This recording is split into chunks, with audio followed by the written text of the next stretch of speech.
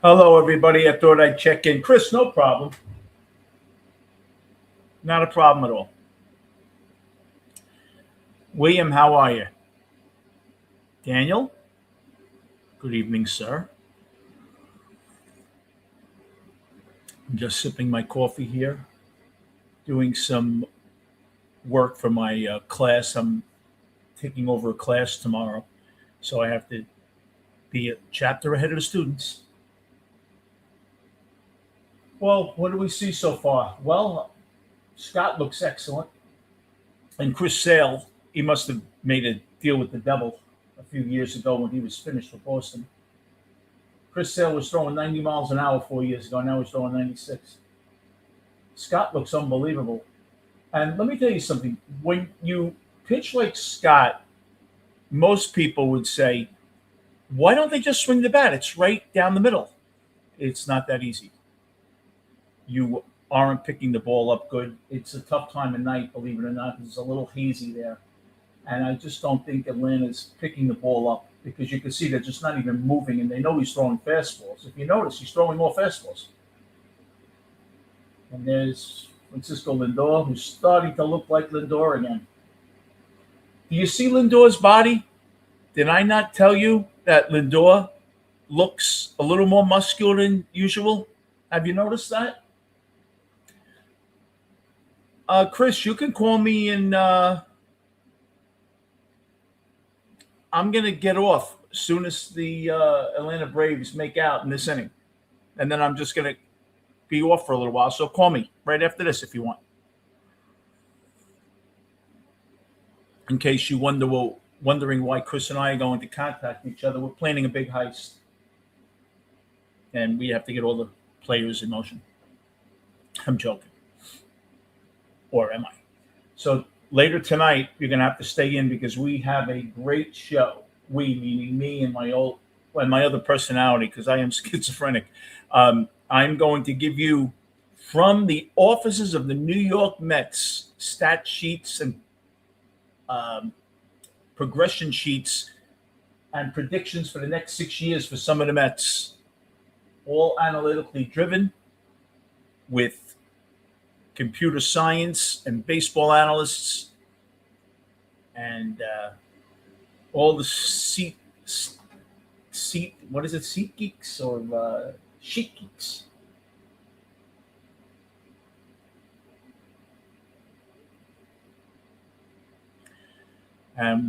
It's going to be interesting because I'm going to give you the projections over the next 5 to 6 years for about 5 or 6 players, which are all computer run, and every club uses these. Now, they may not be the same sheets as the Mets use because the Mets have their own system. Like the Mets were using AI to predict what pitch should be thrown next. I don't know if you read about that. I know the Mets are also using AI for pitch counts. That I know because my friend is a pitcher and he's with the Mets. And he told me they're using AI. That some days a pitcher can go 14 pitches and some 11 and 23 if you're a reliever. So I'm going to, well, do you jump off or you jump on? I'm going to jump off for a few minutes. Chris, give me a buzz, and I'll be back in, play nice with the other kids and all that. They sound like Kojak.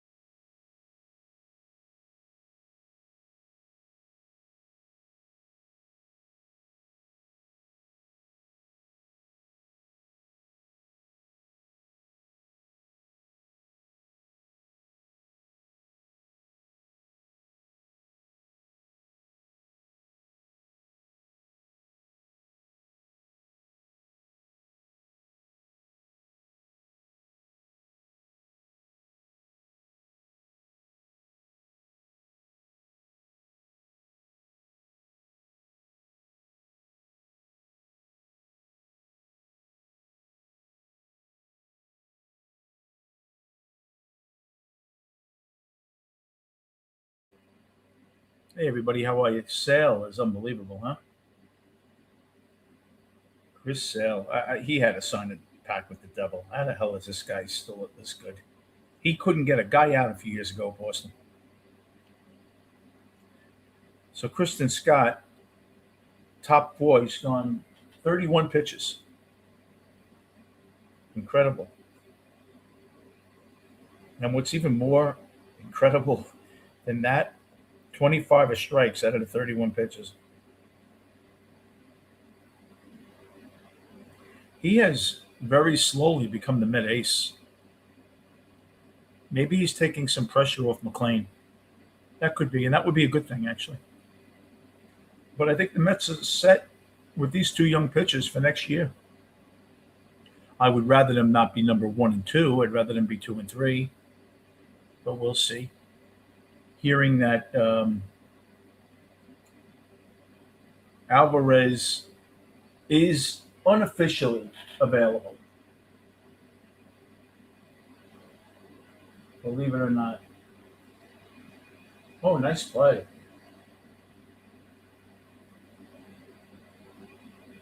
Wegerman? Not a bad play. Yeah, he's unofficially available, but like I said, you're going to have to pay a very steep price for Alvarez. There's no catches available. And now I'm hearing that Mason Miller may not get traded. They're asking prices too much. I don't blame them, though. This guy by far is the best reliever in baseball, by far. So, Mason Miller, I don't think, although the thing is with the San Diego GM, he loves to make trades. He absolutely loves to trade.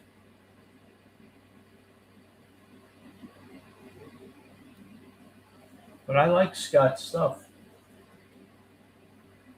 The thing with Scott that impresses me is off this Tommy John, he's throwing strikes. That's usually the last thing that comes back. The velocity comes back right away. It's the breaking stuff and throwing strikes. Because you lose that muscle memory in the field, and the muscle memory in the elbow is different because you had Tommy John surgery. So all the muscles around that ligament, they are working differently. You remember when you have an ACL operation, right, in the knee, the ACL, sometimes they bolt it in too tight or too loose. If it's tight, a long time it takes to get full dexterity. Same thing with the elbow. That ligament is now, the muscles around that ligament are used to pitching for 2 or 3 years with a certain elasticity, and now all of a sudden it's rigid. That's why it takes you so long to get over it, because they don't want you to get hurt.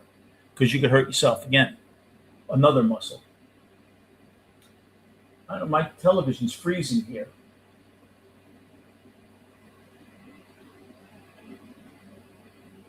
Harris is a good player. Here's the pitch. That rising fastball is Scott's bread and butter. And looked like the Gooden. Well, Gooden threw it 3 miles an hour faster. Hey, Nico, how are you?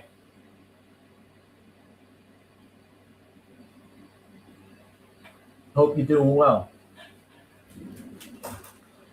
You know what?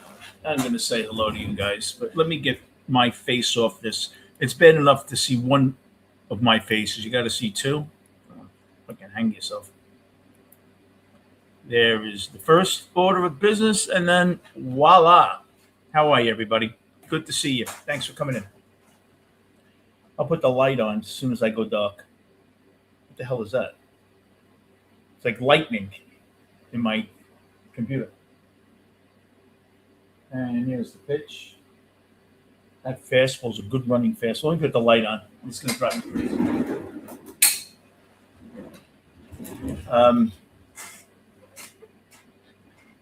Yeah, we'll see what happens here. But I am so impressed with Scott. I honestly didn't think he was this good. I didn't think about him. He was gone last year. It's a good at bat by Harris. I didn't think about him. I didn't know if he'd be ready this year. And I don't think the Mets were counting on using Scott the first half of the season. Strikeout, what's that, number 5? Bichette, Robert, and Alvarez coming up. Um, yeah, I don't think they thought he was going to be in the plans, and they needed him.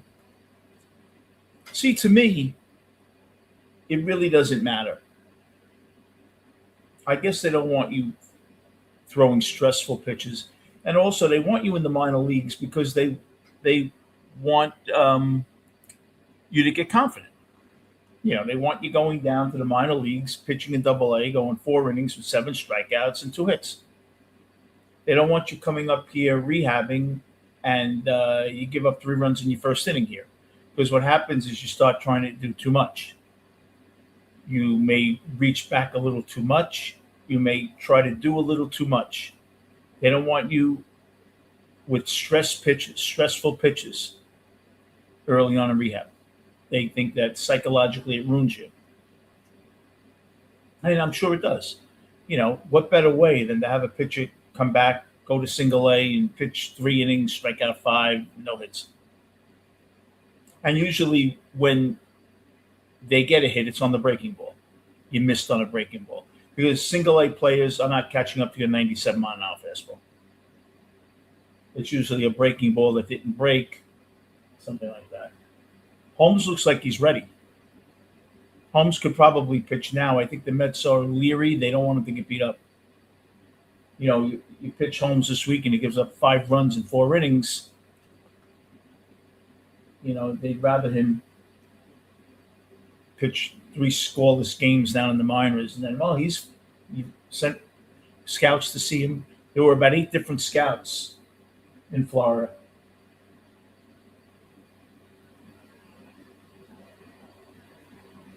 Chipper Jones.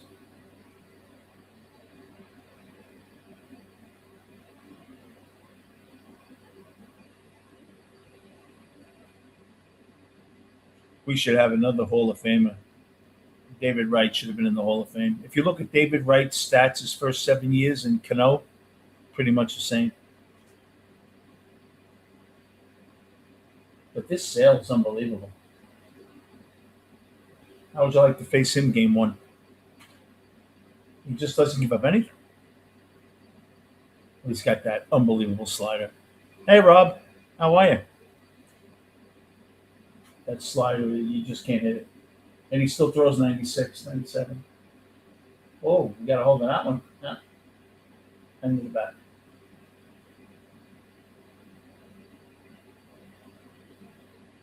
Just missed that pitch.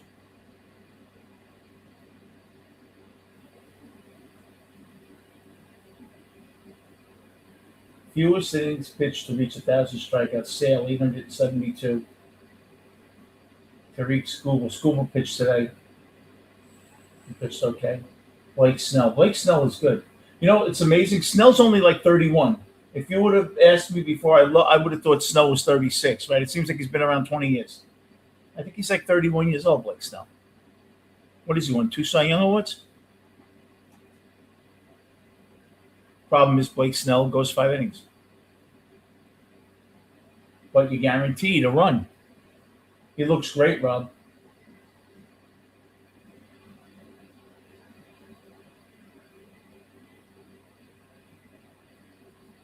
I can see Robert going 0 for 12 the next 12 at-bats right before the trade deadline. It looks like Wheeler, Sale.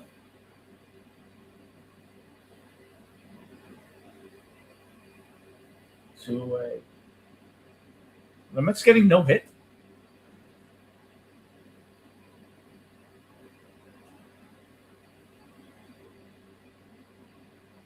Oh, they have a hit. He has 5 strikeouts, Sale. It's incredible. Alvarez is the kind of guy that could take him deep, though. If anybody in this lineup could, it would be Alvarez. Because Alvarez could turn around his 96-mile-an-hour fastball. I would never throw him a fastball. He'd get all sliders. Why would you throw him a fastball?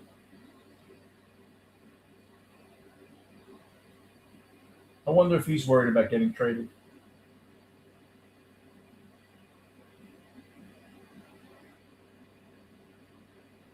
That's a good pitch.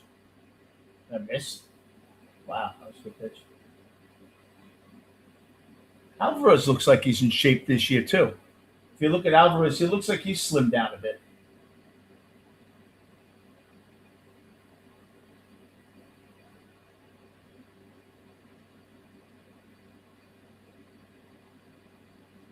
That's the pitch he can't lay off. He can't lay off a high fastball or anything at his eyes.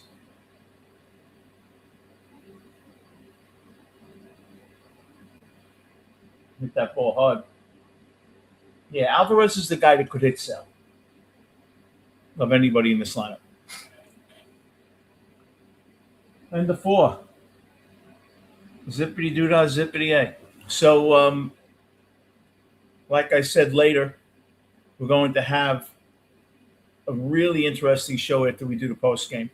We're going to talk about projections done by the New York Mets analytics department for the next 5-6 years on some of their stars. You're going to love it.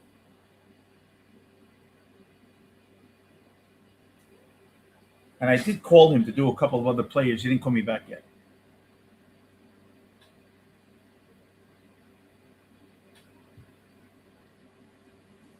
But trade deadline,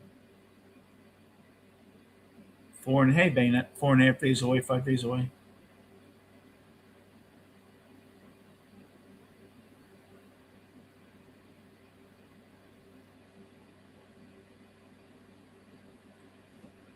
Let's see here. When I get emails, I look if it's him because he'll shoot me an email.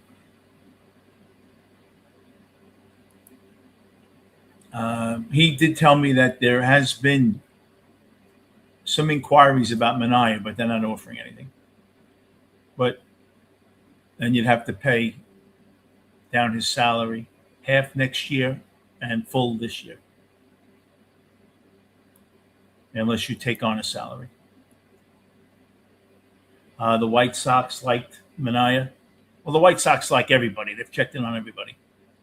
You know, they haven't been in the playoffs in so long. You know, they'll sell their soul.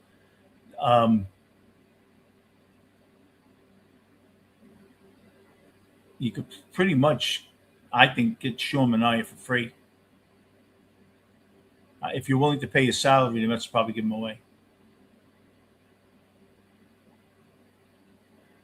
But I have to tell you something. He looks okay. He looks okay. Red Sox were looking at Bichette. Curtis Mead got hurt in his first game with Boston.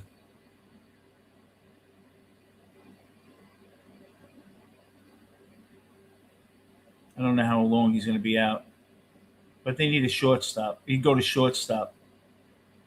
Maybe you get a low-tier prospect and pay off some of the money. I really wouldn't mind Bichette being on a team next year, especially if we're going to try to win.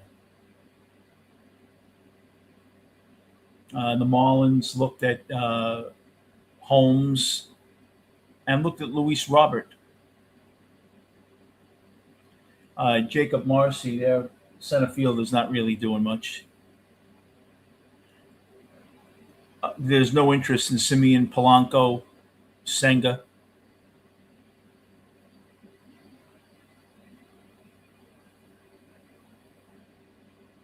Devin Williams was talked about Baltimore a bit, but just, you know, his name was mentioned. Nothing really. Luis Torrens, the White Sox like him. You know, he's got a 2-year extension, pretty reasonable. I think it's about $5 million a year, $5.5 million maybe a year.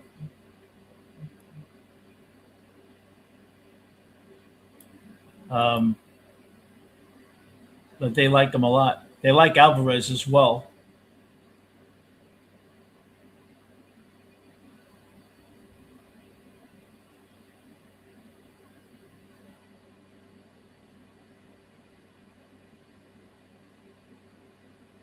I'd go with a changeup here. We've shown him all fastballs, right? And that's why he's in the stretch so long. And there it is, the changeup. Um, so yeah, I guess right once in a while. I would think if the Mets give up someone good, they're going to want you to take Marcus Simeon.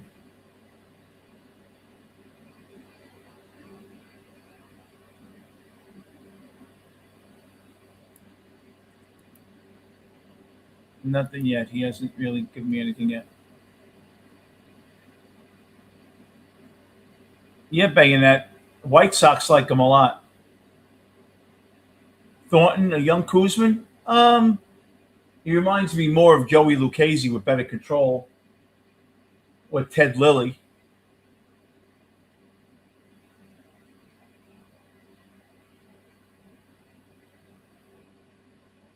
He went to that changeup once too often. Uh, let's see here.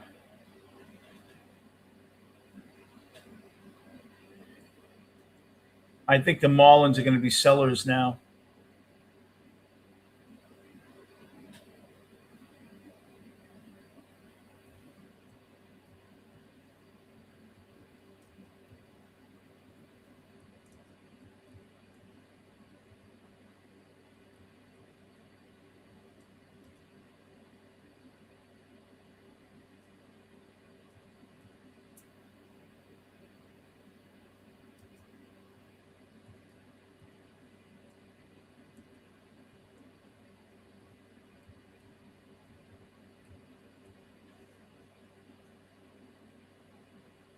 Uh,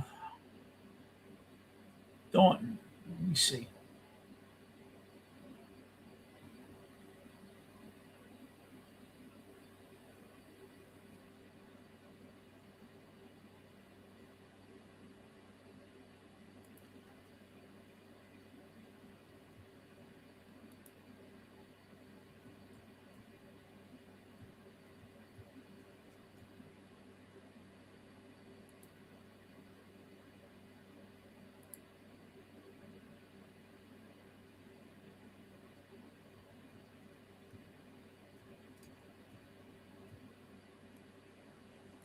Zach Thornton and Joey Lucchesi.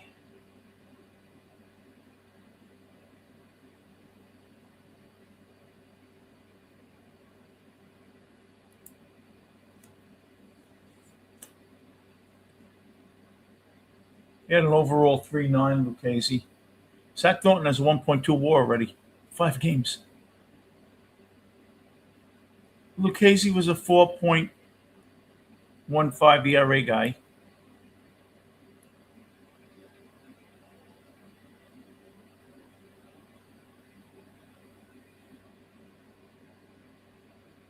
I think he reminds me, he's not as good as Ted Lilly, I don't think.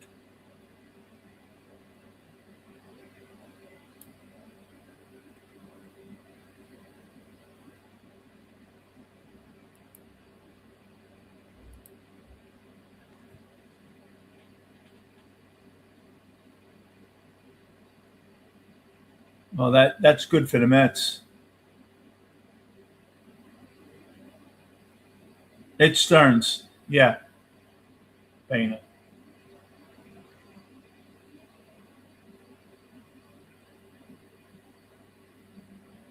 It is Stearns. Anything big, I think he's going to have to go tell Cohen. But other than that, I think it's Stearns.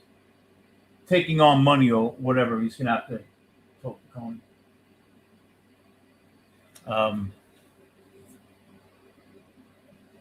Yeah, the Phillies have no offense. I think they scored today, but they don't have any offense. Phillies no good on the road. They're good at home.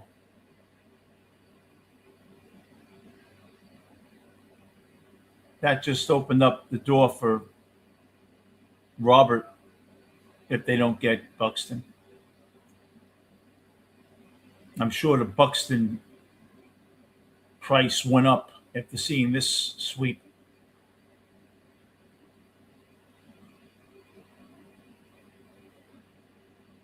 See, the problem with getting rid of Robert would be great if you knew he was going to play 120 games next year because you want to compete, right? The Mets aren't that far off.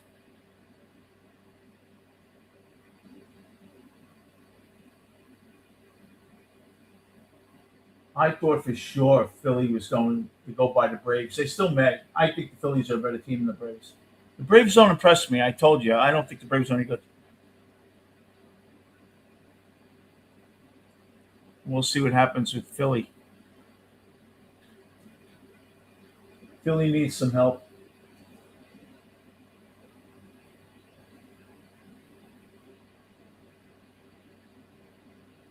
I will be back, everybody.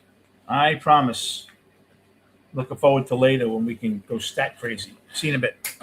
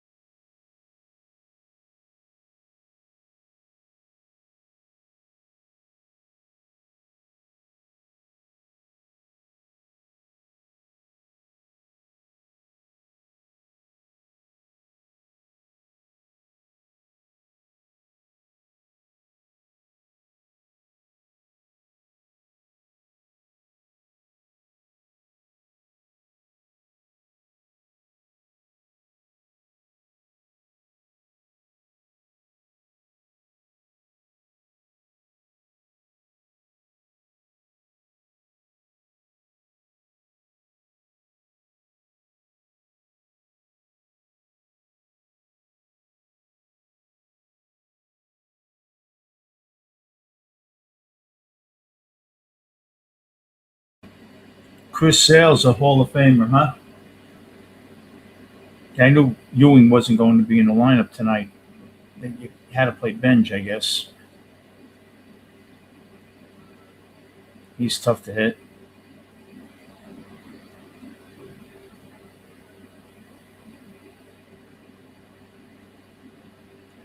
Yeah, 2015. Let's hope. I think the Mets' young staff looks very, very promising because Kristen Scott has a nice, easy delivery. It's not complicated. Seems like it's a very fluid motion.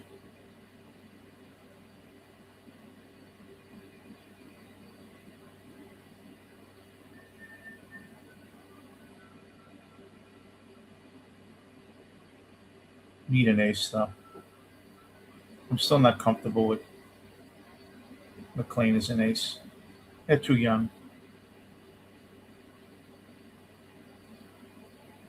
You need a horse, that gives you 200 innings, 205 innings.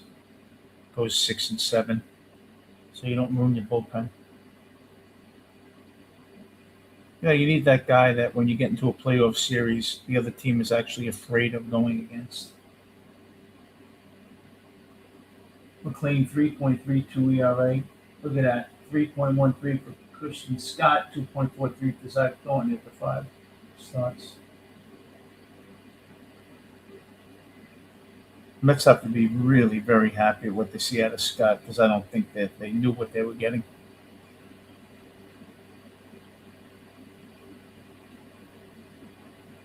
Pitching into the 6th.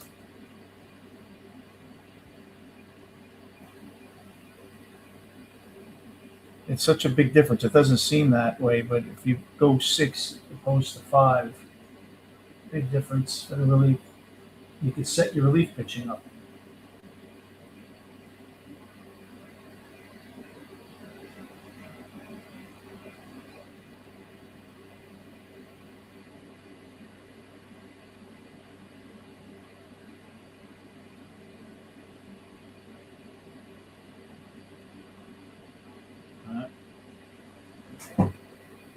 That might be triple. Double. Lead off double. Hate that when you're up 0-2.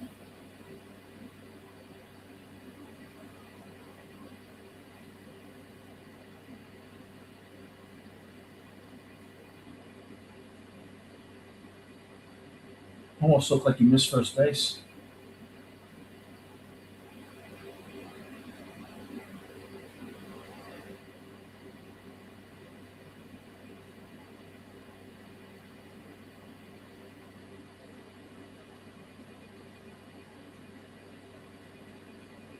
Yeah, he's not very good. Right. Oh, Vientos just can't play first base.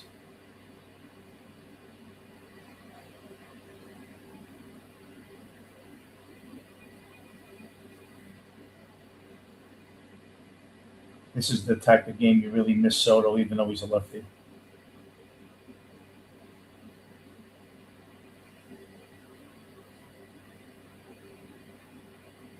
Look at that, poked it right through. Nice play by Lindor.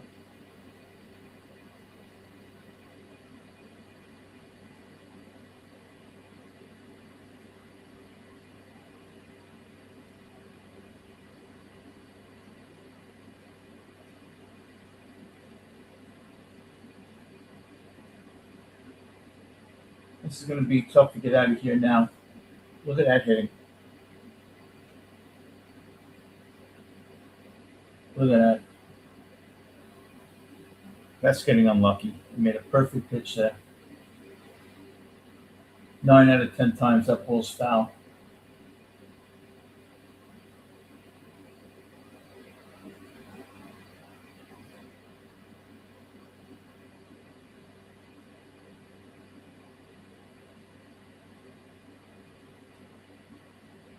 And you have to deal with Acuna. First and third, no out. Be lucky to get out of here with a run. Good pitch. I'll be back.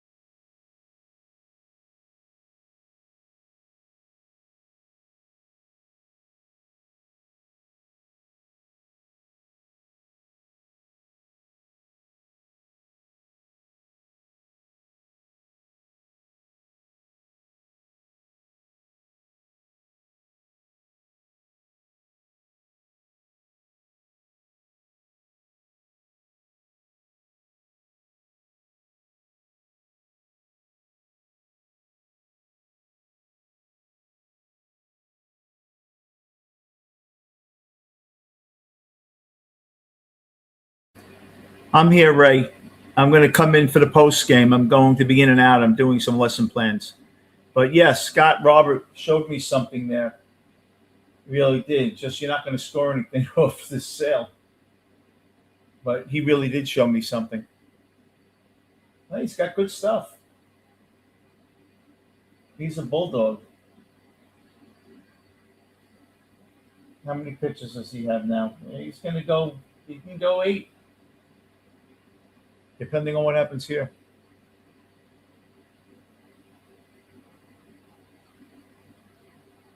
It's just impossible to hit this guy. I'll be back.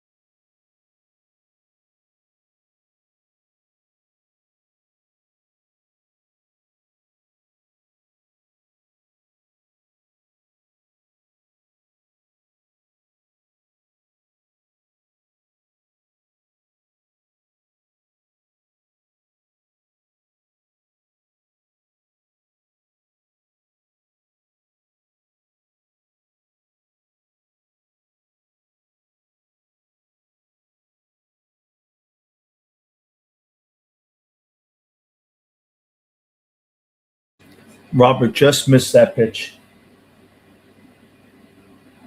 That would have been 450.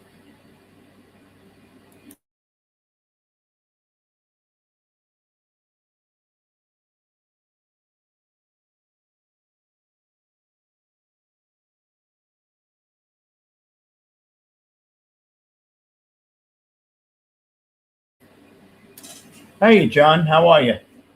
Welcome in. I come on live really for the post game, but I came in this way you guys could talk a little. Interesting show tonight.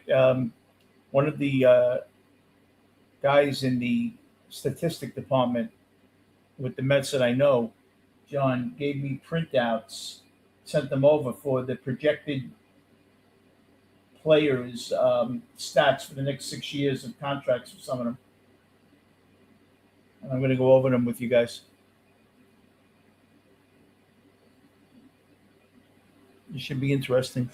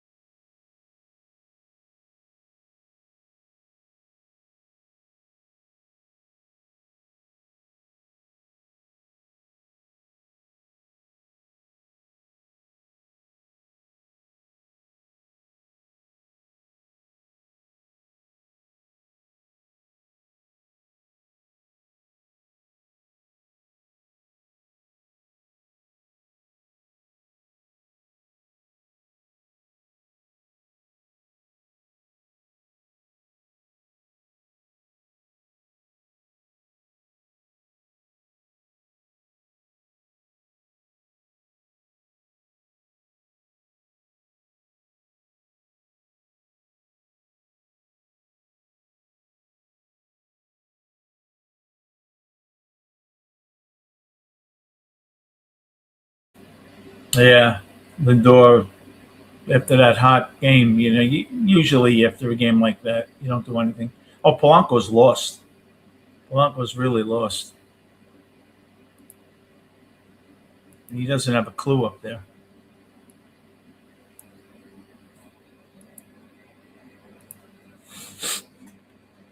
He doesn't have a clue.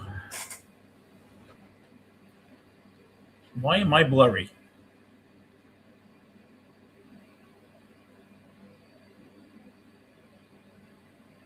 Watch this. It always works. See? Who knows that camera better than me? Yeah, this is frustrating because you're going against the guy that you had a leadoff hit too. Wagaman. Very tough to hit this guy.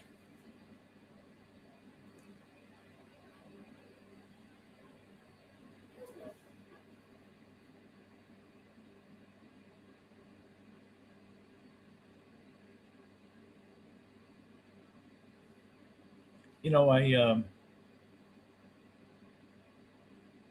do a pitch hit. I know, right? Well, Robert just missed. Robert just missed. If he gets a shade, that's 450. That ball. See how high he hit that ball? Yes, Seth. Hold on.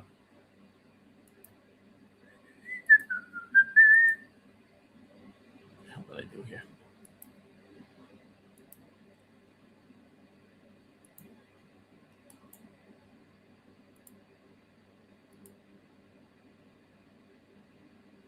No, Polanco hasn't done anything anyway, though.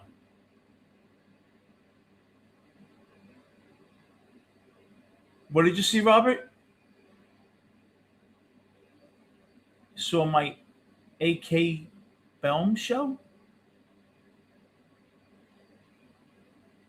Your brother was the original bass player. Wow. Oh, absolutely. I'd love to talk to him or you.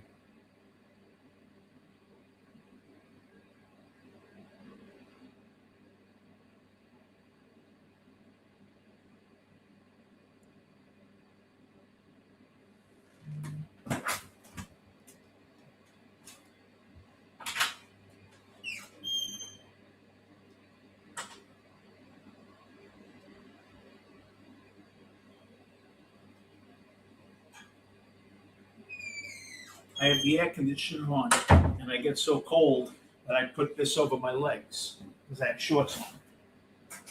Like an old man, I feel like here. Like, all right. Hey, how are you? Fine. Just got done with doing a video of my own.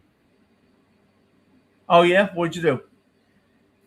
My thoughts on the Fauci hearings this morning. Oh, yeah, that was interesting. What did he take? The fifth about 300 times? 111. Well, you know what? His attorney said to do that. That's not him. Still, attorneys should be left out of that room if they're just going to obstruct justice like that. Yeah. He knows what he did. But you know what the thing is? He was under orders, Seth. He's under orders. He's not making a decision. The administration's telling him what to do. Don't you mean the deep state players, not Trump? Yeah. Well, they were in. And personally, I would have preferred, if I was on the Congress, I would have cursed his ass out and basically told the guards, throw out the attorneys. Didn't they ask the attorney to leave? No, that was the lawyer that they kicked out. Oh, the out. lawyer. Okay, well, look, it is what it is. I don't think anybody wants to. People lost people there. I don't think they want to reopen that after 5 years and hurt people. I thought it was 6. Ray, he didn't have to plead the fifth. Yeah, he was pardoned. Yeah, that's interesting.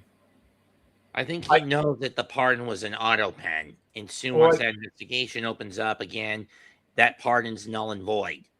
Well, I'm wondering if they're allowed to just.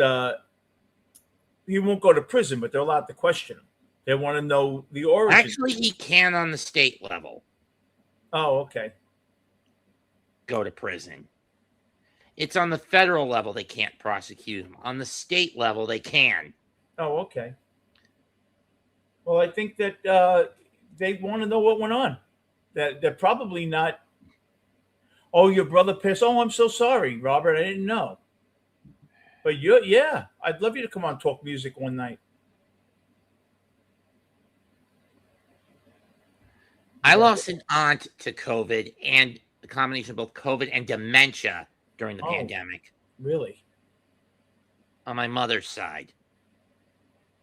This is the same aunt who's the mother of the cousin who is a gay man.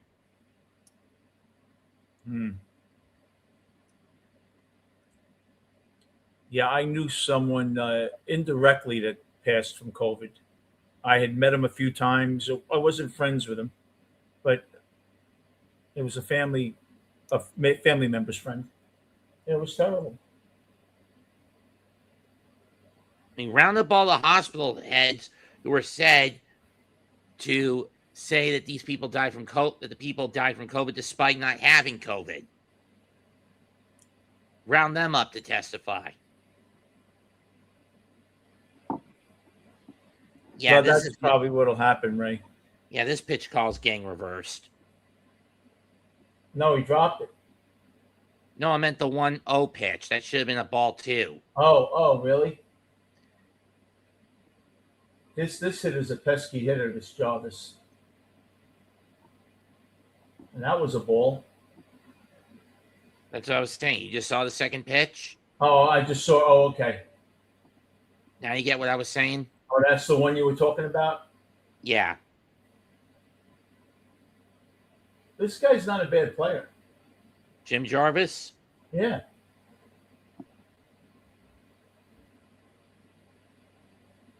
He's their utility shortstop, right? Is he? Yeah, more of a glove than a bat. This is his rookie year. Actually got him in a trade. They got him in a trade of some kind with the Tigers. Oh, really? Or that Sale hasn't lost anything, has he? He's still great. Okay. Tigers DFA'd him in 2024, DFA'd him again in 2025. Really? Where he got shipped out to Atlanta. They got him in a trade last year for Rafael Montero with the Tigers. Oh, okay. Another Not the catcher. Was that the catcher, Rafael Montero? Pitcher. Pitcher. You know that former one. Met pitcher? That's the one. Oh my! How old is he now? Probably in his late 30s. I don't know. I would think so. Wasn't that great with the Mets anyway. He didn't really hit his stride until he got to Houston. Yeah, he was good with Houston.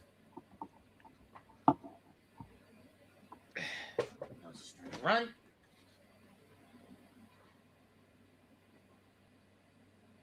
You need AJ Minter not to ruin any trade value. Yeah. When that happens.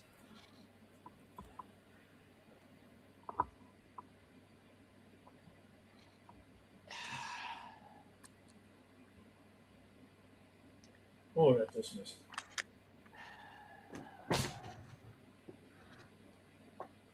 It's amazing when you're a lefty, you can pitch till you're 100.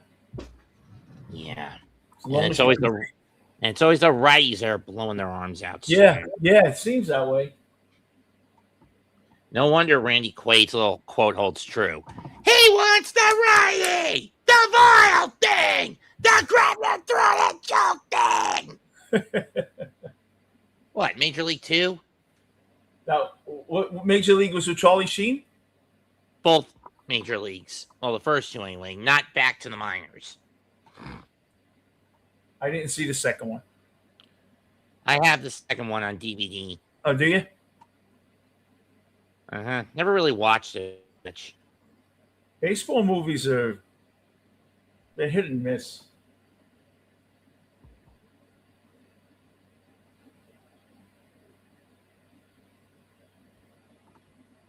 I can see AJ Minter back with the Braves. I really can. I can just picture him right now in a Brave uniform. Maybe that's because I saw him so many. It was only a 2-year contract with him, right? Yeah. Was there a 3rd-year option? No, Was there? Oh, I don't believe so. so if we ship Peralta back to the Brew Crew, what do we want out of it? Could ask for Jet Williams. You're not going to get him. Can't get Dylan Sproat back. I'd like Jet Right. Williams. Put him at second base. I'd I'd prefer give them getting, Minter. I'd give them Minter with Peralta for Jet Williams. You have your second baseman. what about getting Sproat back? I don't think they'd trade Sproat. They like young pitching, controllable pitching. It's hard to get controllable pitching. And he's looked good at times this year, Sproat. And what was the biggest problem with Sproat when he was a Met? The defense always failed on him. And control. Throws a lot of pitches.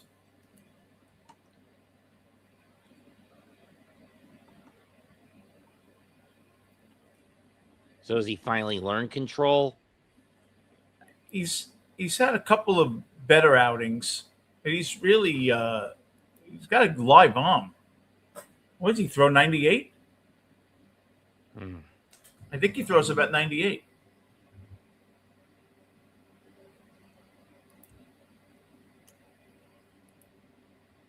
Look, if the Mets lose this game because it's Sale on the mound, I'll live with it. Yeah, me too. Absolutely. I would like to have more than 2 hits.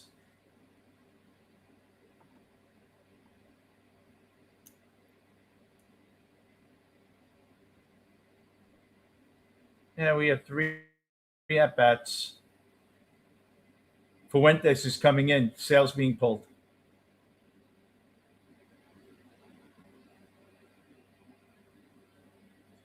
My friend just All we need texted is me, one said, more win. When was the last time in a regular season series? I don't know. I know that they've always had a problem in Atlanta. I believe there's a new pitcher. It's had to have been at least a decade since it last happened. Maybe.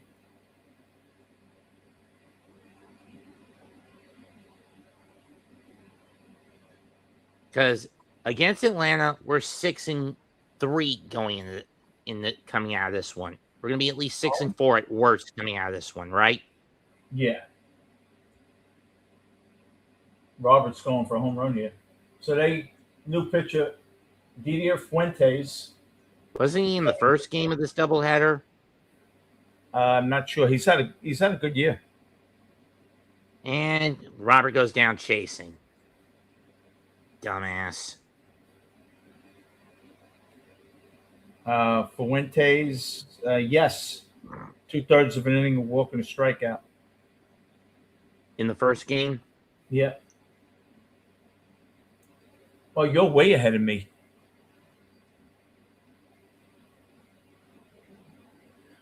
Robert, I do if you've ever watched my channel, I do shorts, music shorts. And I will do one of his songs tonight. How's that?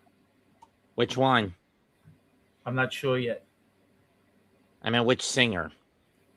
Spy. Never heard of that group. Spy and Behind Enemy Lines. Never heard of them. But then again, I'm not a music buff like you are. I don't know them. Oh, I'm more of a TV buff anyway. Yeah, me too. Oh, well, no, music. I'm music too. I wonder if we can get a petition going to restart Beat the Geeks.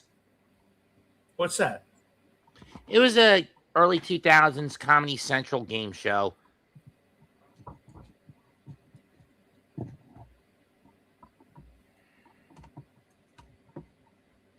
Basically, was on for about 2 seasons. It was a TV game show that aired on Comedy Central from 01 to 02. Will the object to outsmart the geek at their own subject? As a handicap, the geeks are given questions considerably of greater difficulty than the contestants. Oh, okay. The regular geeks were Mark Edward Hewitt, the movie geek, Paul Goebel, the TV geek, Annie Zacks, Michael Jolly, Mike Farmer, the music geek. Guest Rob, geeks. I'm sorry, Rob. I don't see it. Where it's behind enemy lines. Who sings it? Because I just went on, and I can't find it. 2 out. Still no offense. Anyway, and guest geeks were Mike Bracken for horror, Holly Chandler, the South Park geek, Ken Crosby, the Bond geek, Gabriel Corner, the Star Trek geek, Alan Korsunski, the comic book geek, Antonio Lopez, the Simpsons geek, John Steverding, the Playboy geek. Playboy geek. You don't want to know.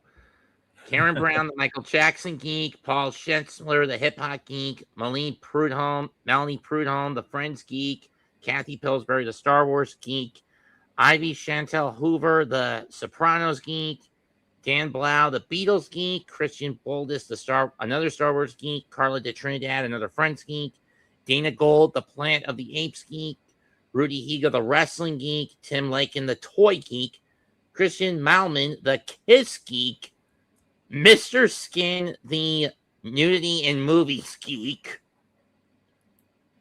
Greg Snyder, the Saturday morning geek.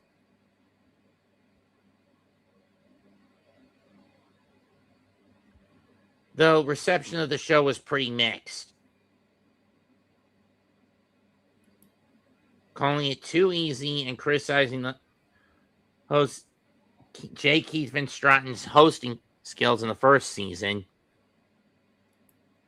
for being replaced by Blaine K-Patch in the second season, but it was wackily entertaining.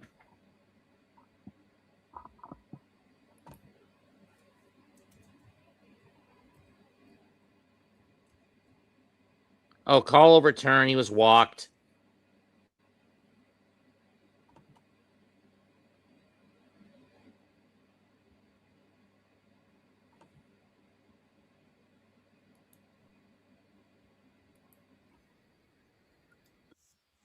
Simeon, why are you chasing a slider that far out of the damn zone?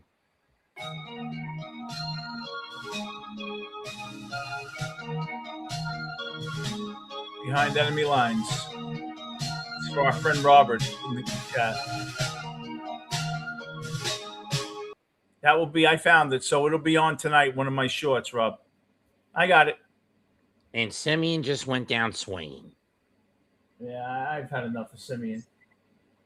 Get this ape out of the off the team. Because he's I know he had a home run the other night and he looked good, but he's older. It's not his fault he's older. He was a great player at one time.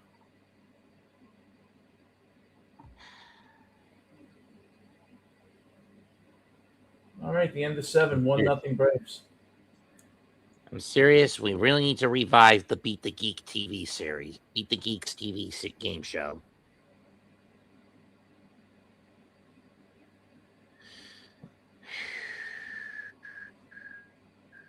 Oh, Cyclone, that was a terrible trade. For Simeon? Terrible trade. Duh. Anyone with half a brain would have told you that. Well, he was looking to save money. And I think he thought that, well, look, I think Nemo was one of the ones that had an issue in the clubhouse. I think there was a problem. Joe, no, he can't catch up to 97 anymore.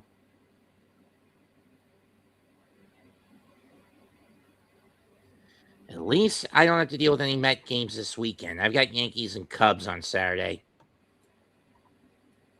That should be a good game. How's Schlittler doing? He's winning again tonight? He's okay. He's winning again tonight. 7 strikeouts, 5 innings. He's going to win Cy Young Award.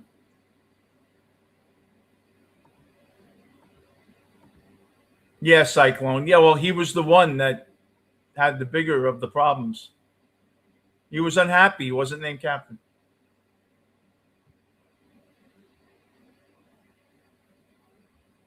That's Schlittler. Unbelievable.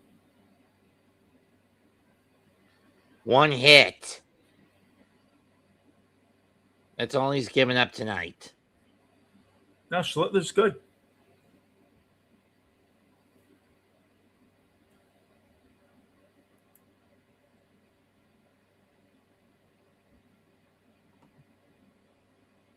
You think the Mets would have had a shot they had gotten Murakami instead of Polanco?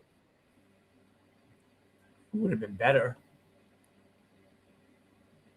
They were all afraid of him not being able to catch up to a fastball, remember? And now he can't catch up. Shows what you know, Stearns, you dumb fuck. Right? I know. Am I right?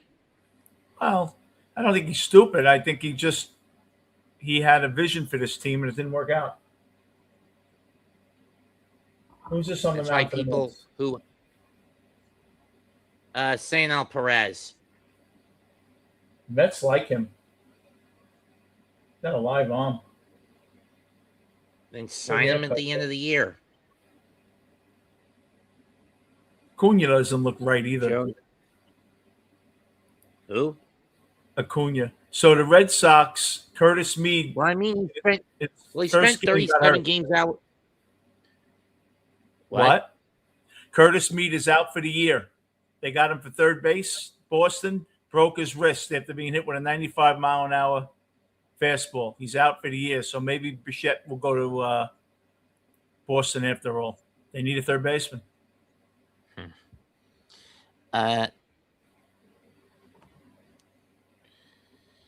Well, what a bad break. Pardon the pun, that is, right? Your first game, you get hit in the wrist, you're out for the year. yeah. Well, to be fair to Acuna, he's been out with a quad issue, hasn't he? Or was it a hammy? Is that a catch? What a catch. Ben just made an amazing catch. Was Acuna out because of a quad or a hamstring issue for 37 games? I don't know. That sounds like a hamstring. Oh. That was some catch. Wow. He usually misses these. They usually go up his glove. He's rolling around. What a catch.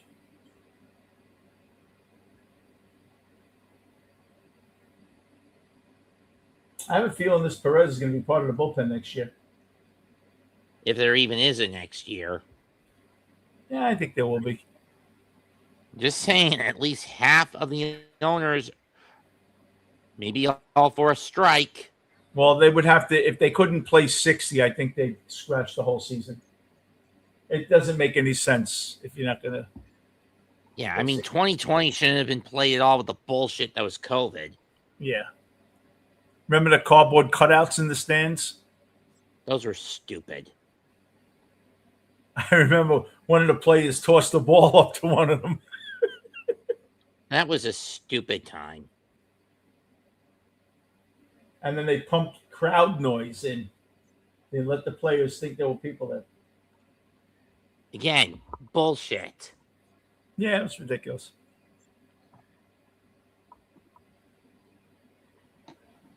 I mean, could have been worse. I mean, the WWE spent most of the last quarter or so of 2020 and the first half of 2021 bouncing between the Magic Arena and Tropicana Field using TV screens. Screens in the venues. Yeah, Chipper Jones. Yes, I remember Chipper Jones bought one, Andrew. I mean, remember that, Vinny? I know you're not Yes, a wrestling guy. What I just said No, I about don't what follow wrestling. Well, that's what they did. That's what the WWE did from September of 2020 up until around June of 2021.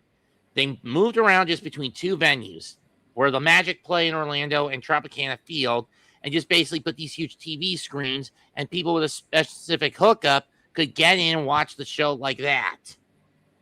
You're a big wrestling guy? Up until this year, ever since 2016, 14, I've been going to at least house shows of smaller promotions. I think they're entertaining. I used to take my son when he was younger. Rey Mysterio. Um, who else was it? I've met some of the older Undertaker. guard. I've met some of the older guard legends at conventions. Oh, okay. I've run into the Hardys on at least 2 or 3 different occasions. Run into Jerry Lawler, Jim Ross, the Andersons, Nikita Koloff. Ric Flair. Once, but he was out of it. Woo! He's crazy. Just from seeing him, he looked out of it. Did he? Mm-hmm. I mean, the guy's basically 90% living on 90% of painkillers these days. Oh, I'm sure. I thought you were going to say 90 years old. That was a good pitch to strike Olsen out. I've seen Sting a couple of times. Didn't talk to him though. Sting who? The wrestler Sting. Oh, I thought you meant the musician Sting. I met the Steiner brothers, Tito Santana, DDP, Sergeant Slaughter. I actually got this little thing from Sarge. Hillbilly Jim. Haven't run in the gym. Let me see. Oh, okay. The Cobra Clutch Club coin. Basically, you get a photo with him, and then for an extra $20, he'll put you in the Cobra Clutch. Oh, wow, really? Mm-hmm.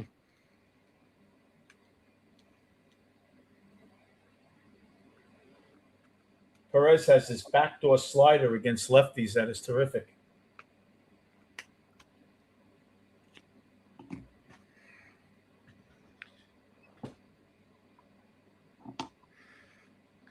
I've even met Matt and Rebby's kids, or 3 of them at least. Granted, they were only at a horror convention a couple years ago because the youngest, Evie, was doing a book tour. What do they do at horror conventions? It's mostly Q&A panels, a costume contest, late night karaoke, sell horror memorabilia. Best horror movie you ever saw? I have to say either the OG Evil Dead or the original Nightmare on Elm Street. Nightmare on Elm Street was good.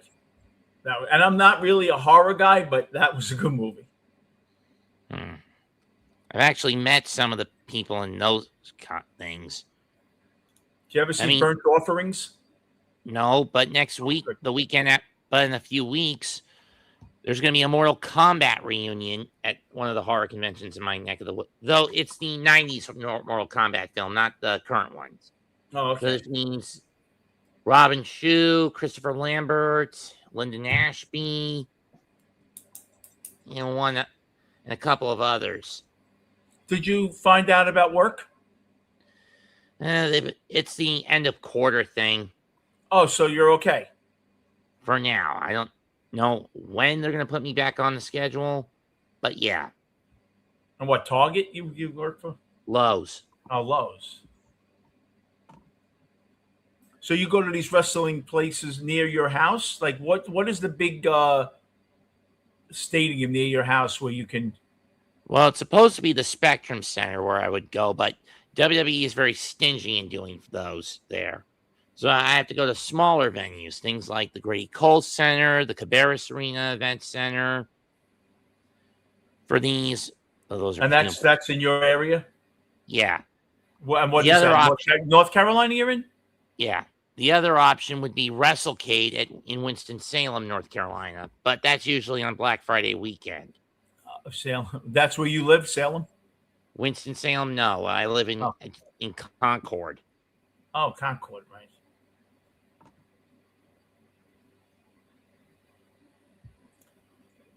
Good hit by Benj. It just got caught.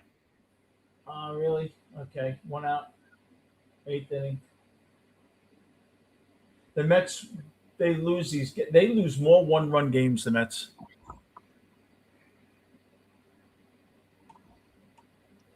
They've been doing this since last June, and I blame that on the incompetence of the dugout. Eric The men Wagaman. in the du-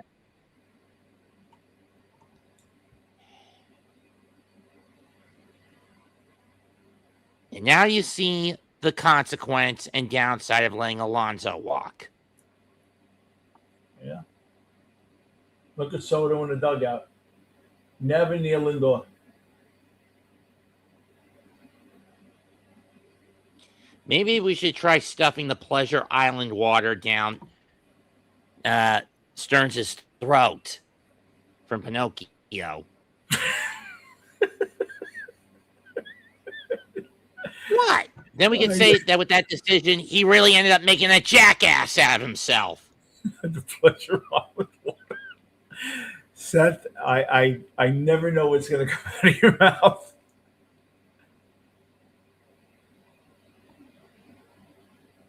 Speaking of Pinocchio, the new horror version of Pinocchio came out The new what? recently. The new horror adaptation of Pinocchio came out recently. Yeah, I can imagine what that is. You know how recently there was this string of independent British B-list horror films that have come out based on fairy tale characters? Mm-hmm. Pinocchio's in that universe. They even had a ruined Pinocchio. Imagine as a serial. Oh, how about bringing him to life and basically turning him into a serial killer who grafts human parts onto his wooden body?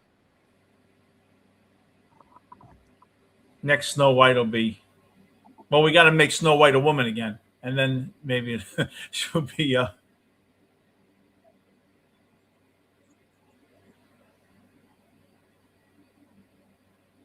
Torrens.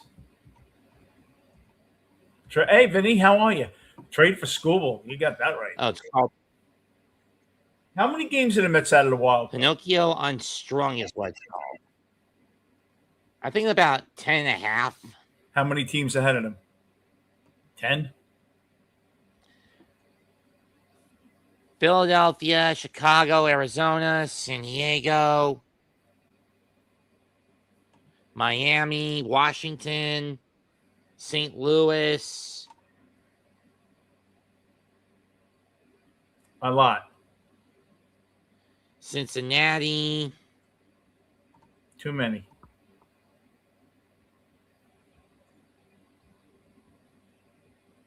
Yeah. Too bad. Let's just leave it at that. And now you got to face Iglesias in the 9th. See, it's Philadelphia, Washington, Miami, Chicago, St. Louis, Cincinnati, Arizona. You're lucky, Vin, that you haven't.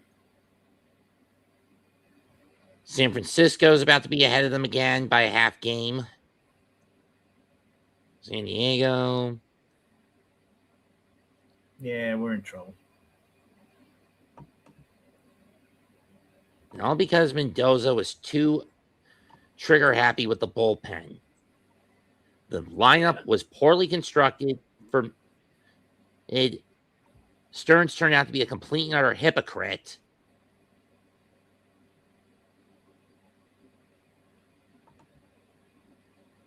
Perez will stay in, you think, for the 9th? He's already. I don't think so. They'll probably. Albies leads off.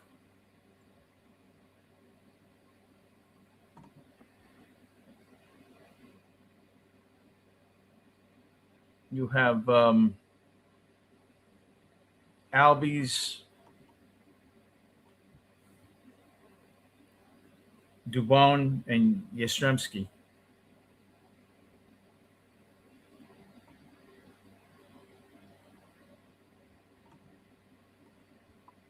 We are cooked, Cyclone, I think. But you know what?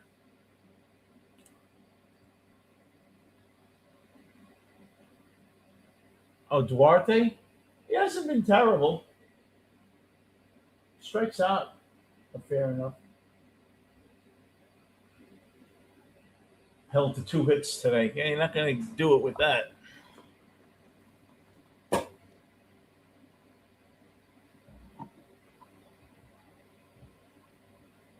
Ozzy Albies always kills the Mets too.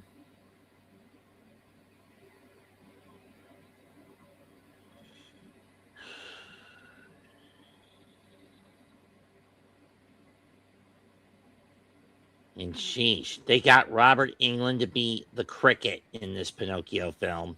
The cricket. Uh-huh.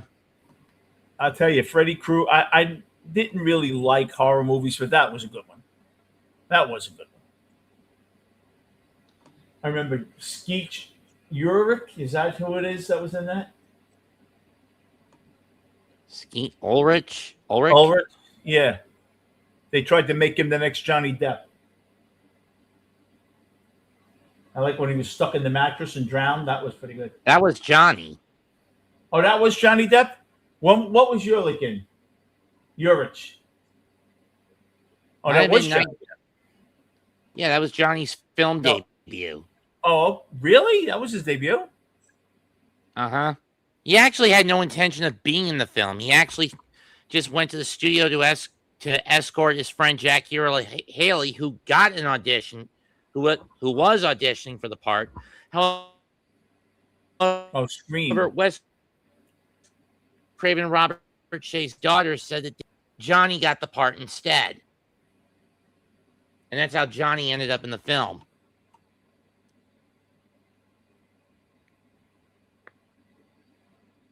Became a Didn't pretty know good that, actor, did you? huh? Didn't know No, that, I did didn't. you? No. Scream's okay, but you know what? It's enough already. How many plastic surgeons do I have to see Courtney Cox have? A plastic surgery, so I have to see her face looks like a mannequin. True. I like Dewey. Was that Dave Arquette? He was Speaking good in of that. the original Nightmare, Heather Langenkamp is showing up in my area next month. Who's that? Nancy Thompson in the first Nightmare film. I'd have to see it.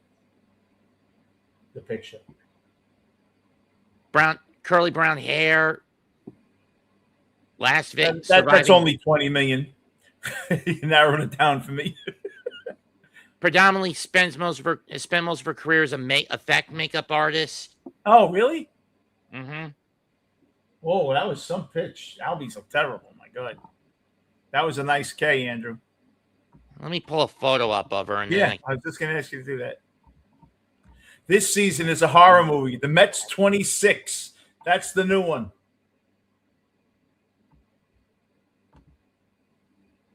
And instead of going boo, you go Bo. For Bo Bichette. You like that? I just made that up. Okay. Dream Warriors. Hey, don't. You can click the shot. Click the screen now. Okay. This is her. Oh, okay. She was also in Wes Craven's New Nightmare, where she played herself. Yeah. You got a younger picture of her?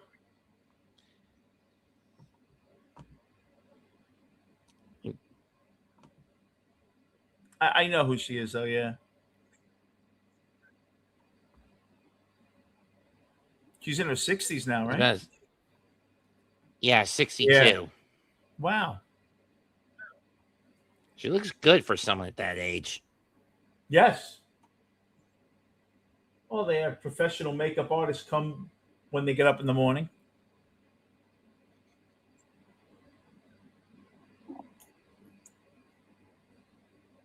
What'd you say? Yeah, professional makeup artists. Whenever they go out, they have makeup artists. They have assistants that put their makeup on and everything. Well, she specializes in special effects makeup. So she's good at it. Mm-hmm. I always love that stuff. Like you could, I don't know, put latex on your face and make yourself look totally different. Imagine if you could just like put it there. They have these masks. I saw it during Halloween that you actually put on and they look real, like a person. It's incredible. Base hit by Dubon. Yeah. Well, I'm way behind you. He just went to 3-2 with him. Wait for it. I got to call my Verizon. Seth's ahead of me. Why the f am I paying $150 a month? Should have switched to T-Mobile, dude. What, on my TV, though? And for your I don't for think your they have internet. it for my TV. Fake Joe Biden's in a Met. That would be pretty funny. And White, it's a soft grounder. Durante's just going to stick it in his pocket. Now another hit? Yep.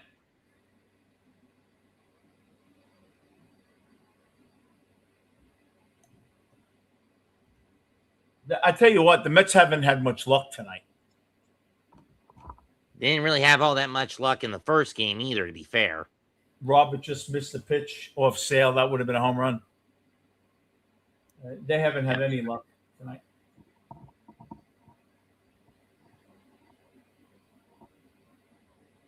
I swear, I would make the pitching change. Why wouldn't you try to win this game? Because you know if you go down 2-0, you're losing this game. Why wouldn't they try to win this game now?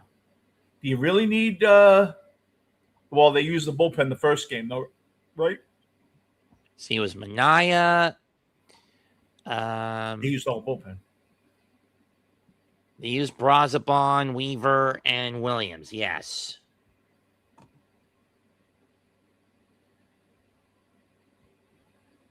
So all they got left for tonight for this one are Senga, Rayleigh, Pintado, and Pintado. I guess he's the best option. Him or Rayleigh. Yeah. Right? Yeah. No, I'd rather go with him right now.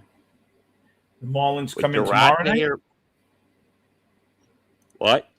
The Marlins, McLean tomorrow night. Yeah. McLean making a push for the Rookie of the Year. He ain't getting it. I mean, on the AL side, it's probably going to Schlittler. Going to get the Cy Young. Will he get the Cy Young and the Rookie of the Year? Probably. Hey, Ray. Hey, Ray, he wants to evaluate talent. He wants to see these guys. This is all evaluation here. He wants to see prolonged pitches by these guys, where they go, and it doesn't matter anymore. This is all about evaluating what you have. That's why you're going to see guys, let them try to get out of jams. He's evaluating all these players to see who's going to play next year. This guy's auditioning for next year. Sometimes I wonder if David Stearns is no different than Stan Agger, except with a happier face and is less willing to keep his heartbeat at 80/60. I have no idea what that means.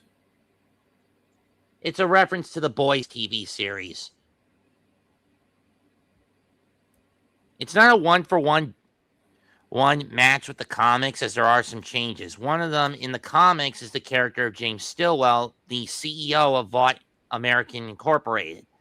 In the show, it's changed to Stan Edgar, played by Giancarlo Esposito, who basically has Stillwell's cold, calculated, efficient, and apathetic mindset, to where he can't be intimidated, where Homelander cannot intimidate him, and is one of the few people that can rein him in. And because, well, he's basically borderline emotionless. The puppet kids could do what he does, right?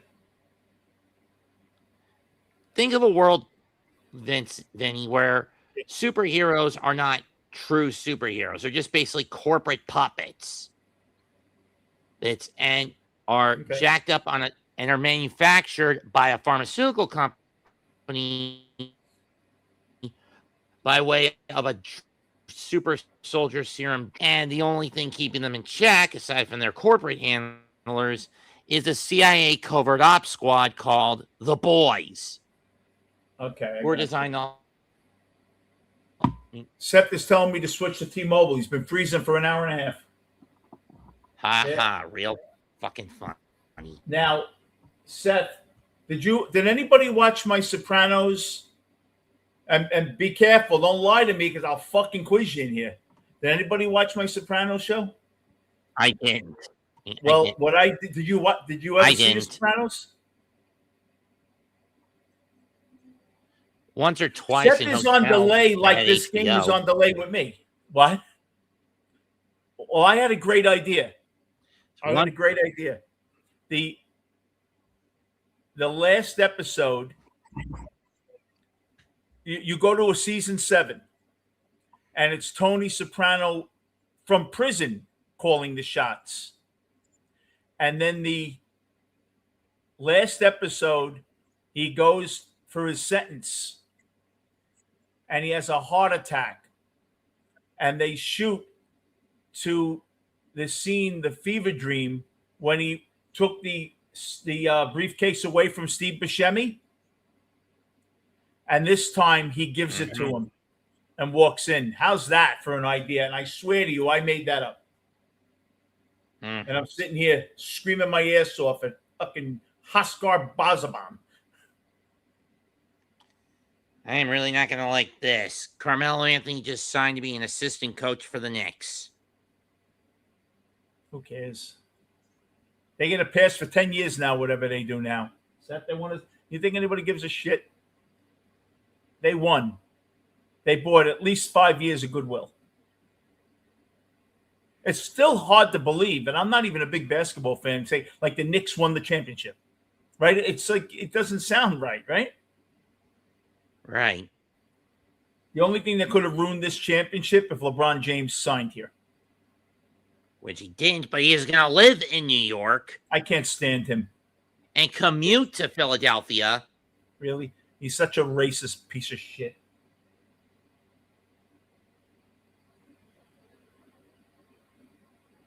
Should I get the crowbar and whack him with it? Josh Hart took a shot at the Mets. I mean, he is a Yankees fan, to be fair. Oh, okay. I mean, he and Brunson threw out first pitch after they won the Eastern Conference title of the game at Yankee Stadium a month or two back. The Mets are up against Iglesias. Remember, he broke his streak of not giving up a run a while back. Remember last month? Mm-hmm. Lindor looks terrible tonight.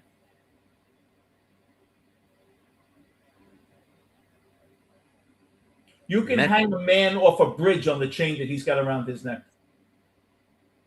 He's just lunging at pitches, Lindor. He served that to the shortstop. What kind of swing is that? Andrew's saying that Brunson is an Eagles fan. I meant baseball, he's a Yankees fan. Oh.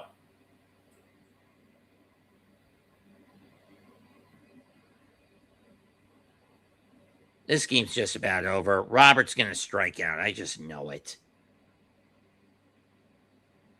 Honestly, anyone up now, you'd want him, really, because he's the guy that can tie the game. I don't think you're putting 2 or 3 hits together against Iglesias. Oh, this is Bichette up, right? No, it's Robert. From my angle. Second pitch in on the hands. That was Bichette. Yeah, Bichette flew out in on the hand fastball. Well in on the hands. Sinker. Cyclone, he did have great clutch numbers. Here's Luis Robert. Watch him hit one 425.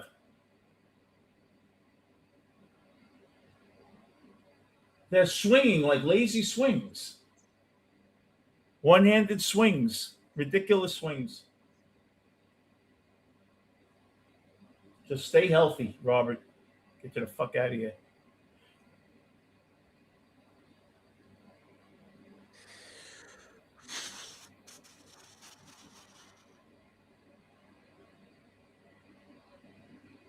He swings very easy. He really does.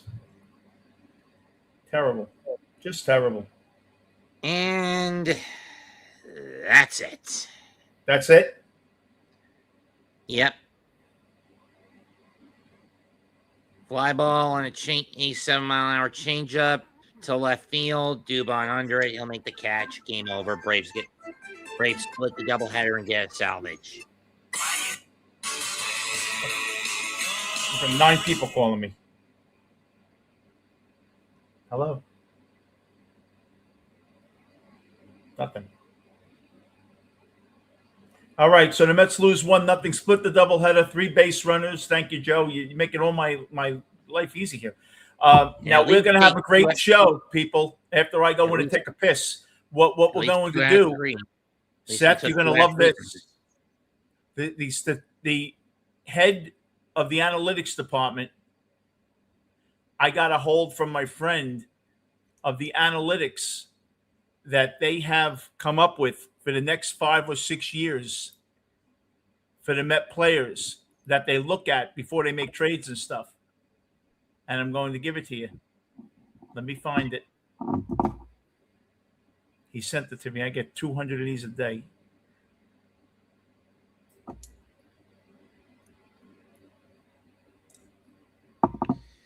Fifty 109 down, 53 of these shit fests to go. Right? Yeah, it's going to be long. Where the hell is it? What the hell is Shark Boy doing in AEW?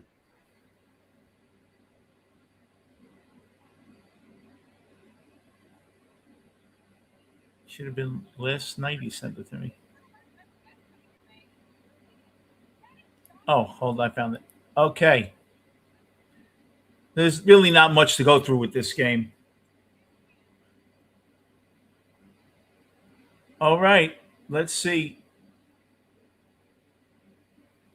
Do I have them all? Let me see. I got to find them. All right, here we go. You guys ready?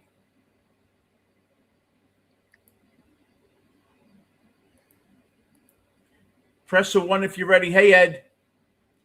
Ed, so a third of the season left. These are analytics. 4 games left. These are analytics from the analytic department of what they look for, projected for salaries and all this, and what they project these Met players. All right, Francisco Lindor from 27 to 31.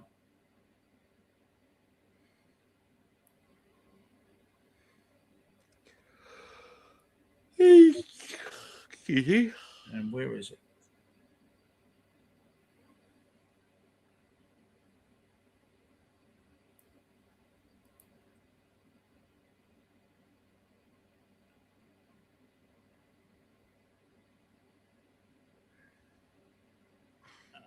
I'm looking for the whole thing. He sent me the whole thing, and it's cutting off. Hold on, I'll get it.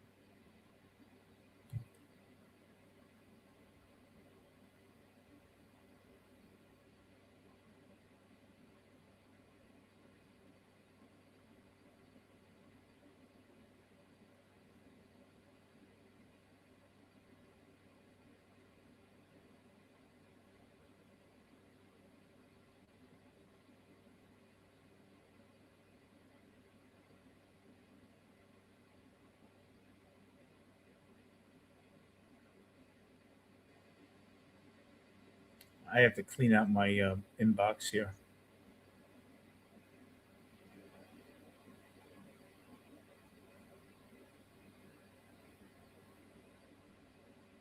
Oh, okay. I think I have it.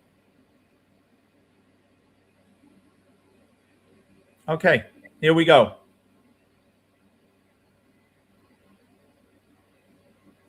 Francisco Lindor covering his age 33 to 37. An elite switch hitting shortstop. Game relies heavily on plate discipline, high contact quality, durable body control. They had him at 96 for health, 91 this year. Natural athletic regression is starting to show. His defensive range has started to slow. Speed and raw home run power as he moves into his mid to late 30s. His projection for next year is 148 games, 25 homers, 82 RBIs, 258 average, 785 OPS, a 4.2 WAR. In 28, his 34th season, 22 homers, 76 RBIs, 252, 765 OPS, 3.5 WAR. 2029, Injury will take him out of 25 games. 20 homers, 66 RBIs, 246 average, 743 OPS, 2.2 WAR, 36 and 37, between 13 and 15 home runs, between 55 and 62 RBIs, between 232 and 242 batting average, 698 to 709 WAR, OPS with a 1.2 to 1.9 WAR. The key shift for him would be expect him by 29 to remain an above average defensive shortstop through the age of 34. He's going to lack lateral quickness. His arm strength will likely prompt a transition to third base, second base, or DH split time. His 25 to 30 home run ceiling will steadily scale down to 15 to 20 per year after next year. Should hit 23 to 26 next year. Bat speed has slowed down negligibly. Stolen bases will experience the steepest drop off. Probably 22 to 24 next year, and then in the teens until 2031. Plate discipline was always his suit, will continue, but because of the lower bat speeds, his average will go into the 240s. Over these 5 seasons, we predict 98 homers, 344 RBIs, 54 stolen bases. B- player projected salary worth 24 to 29 million. They're overpaying for by 3 or 4 million.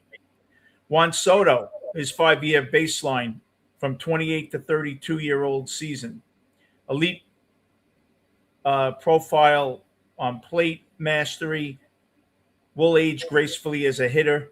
Next year, 38, 108, 285, 965 OPS, 6.8 WAR.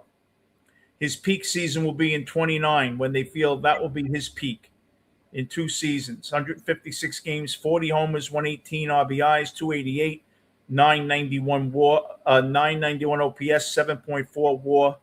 Only reason he won't hit 8.5 is the fielding and the DH. They'll DH 40 games a year by then. 36 and 105 in 2030, 282 average. His 31 year in 2030, 34, 98, 278. And 231, 31, 92, still hitting 272, still a 5 WAR and a 900 OPS.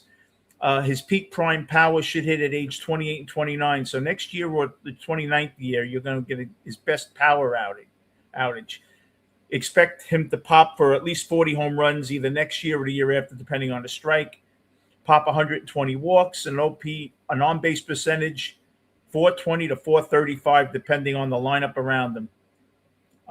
Most hitters see an offensive drop once the bat speed declines, but because of his historical elite walk rate, 18 to 20%, he has a massive floor. Even if the batting average fluctuates in his early 30s, his OBP is projected to be comfortably around 400 for the entire stretch. Defensively, can handle right field corner duties through his late 20s. A gradual shift to designated hitter by 2031 will keep his legs fresh and maximize 145 to 150 games. Over the next 5 years, we see 179 homers, 515 RBIs, 600 walks, passing 400-plus career home runs before the age of 33. Trajectory, 500 home runs, and first ballot Hall of Famer as a New York Met. Carson Benj. Here is a 7-year baseline for Carson Benj that puts him from his 24th year to his age 30 season, 27 to 33. He's athletic on a scale of 7.8 to 10, left-hand hitting corner outfield, advanced plate discipline, strong arm, raw exit velocity.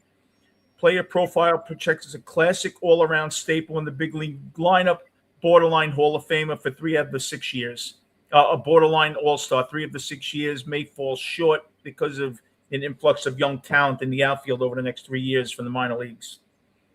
Following his 2026 rookie campaign this year, which should be a 3 WAR, his prime physical window will be from next year to his 30th year, should have an on-base percentage from 380 to 390, 20 to 25 home runs, corner outfield defense, situational speed.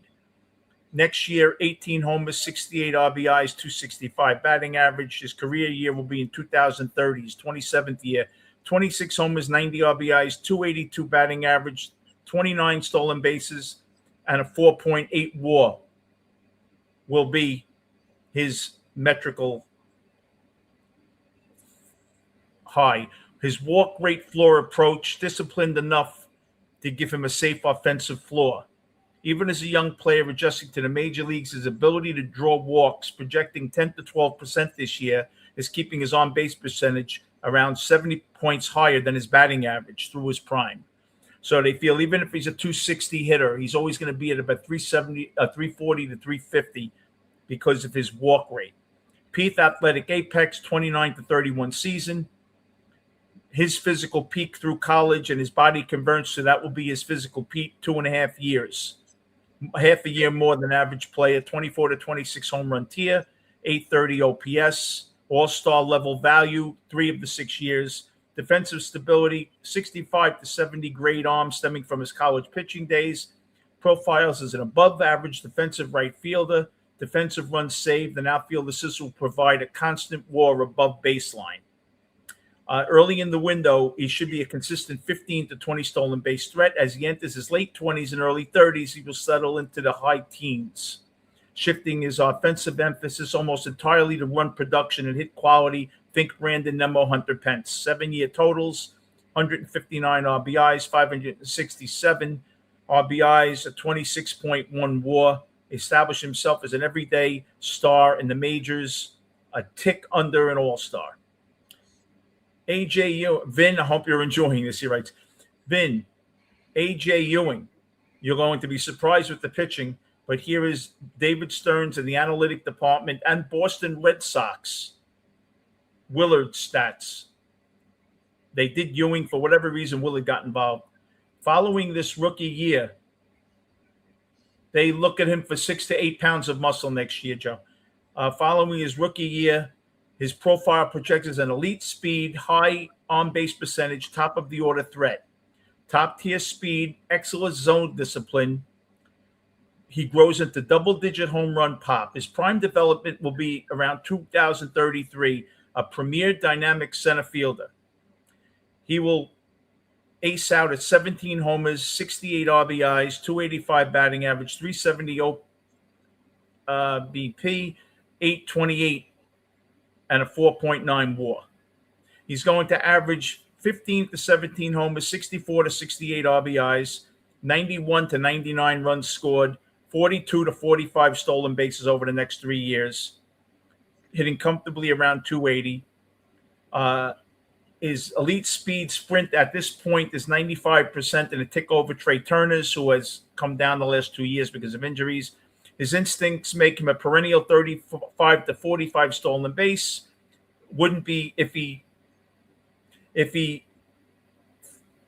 ceilings these projections, you could possibly a 60 stolen base in one of these years. His speed will be his defining tool, creating constant pressure on opposing pitchers, and will extend the Met lineup because of long pitch counts. A controlled approach at the plate, a durable walk rate, 9 to 11 base on balls. Even with his batting average fluctuating, which it should, his high OBP floor keeps him ideal for the top of the lineup, consistent 80 to 105 run seasons. Power projection, while not a pure power hitter, his line drive bat speed and physical growth will allow him to turn gap-to-gap doubles into 12 to 17 home runs, which will be his ceiling around 2029 to 231.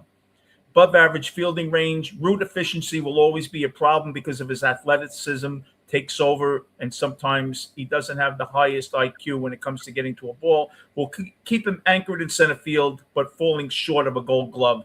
Consistent defensive WAR to inflate his overall WAR. His overall WAR would be about 5 a year, 3 of it being off defense. Nolan McLean, 7-year production, covering age 25 to 31. Following his transition to a full-time starting pitcher and his solid initial MLB run with the Mets, he high spin sweeper at 3,000 could go up to as much as 331.20, a mid-upper 90s fastball and a sharp cutter.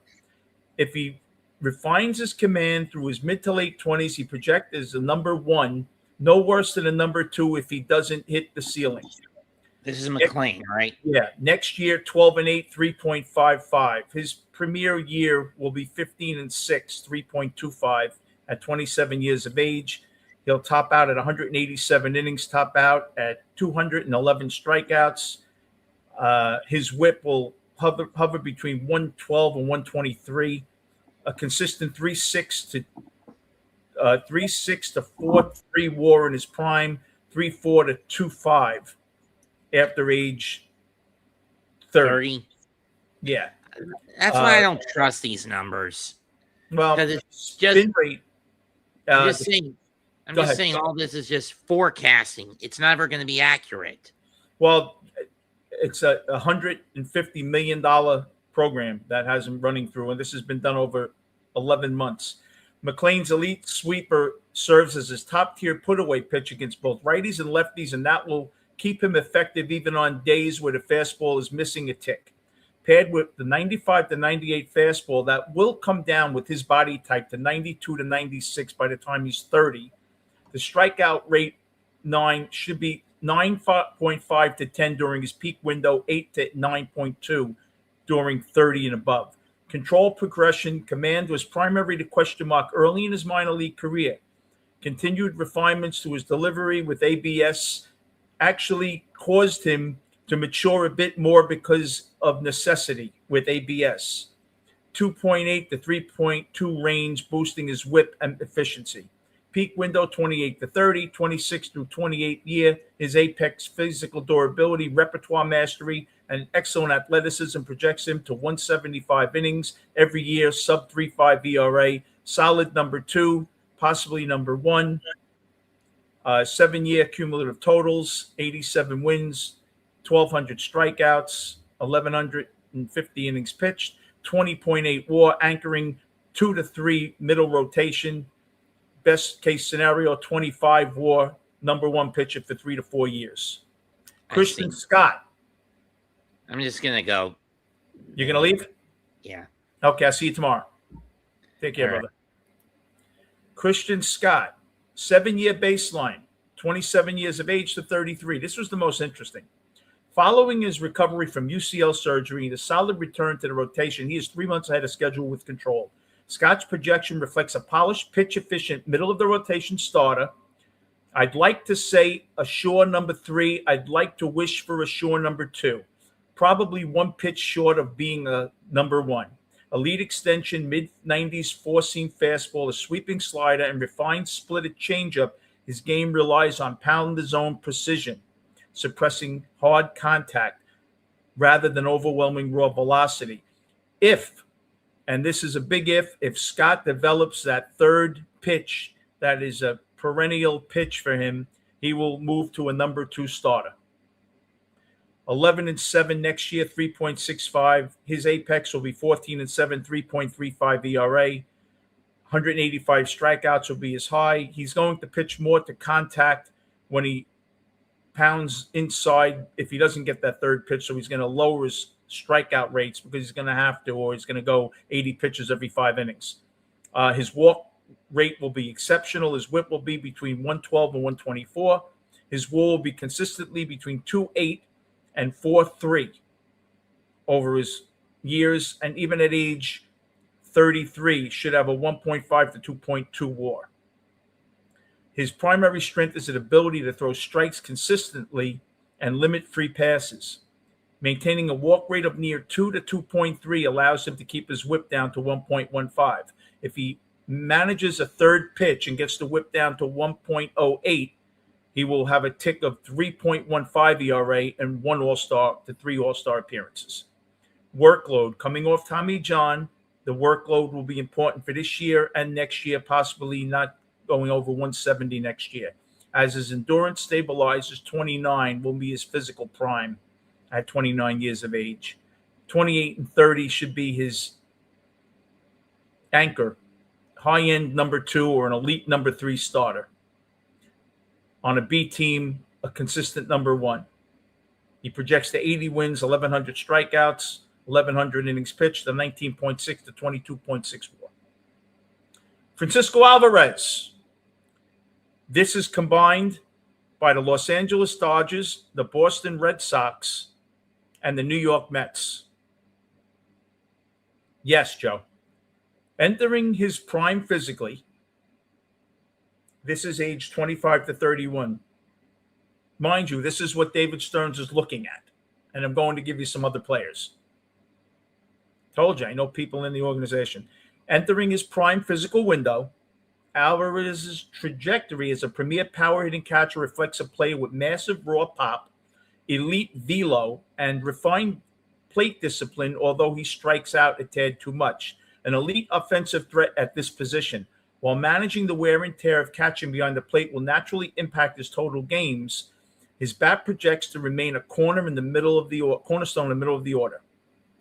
He's projecting his best year to be 30 homers, 88 RBIs, a 264 batting average. He's going to average between 26 to 30 homers, 78 to 89 RBIs, batting average of 252 to 266.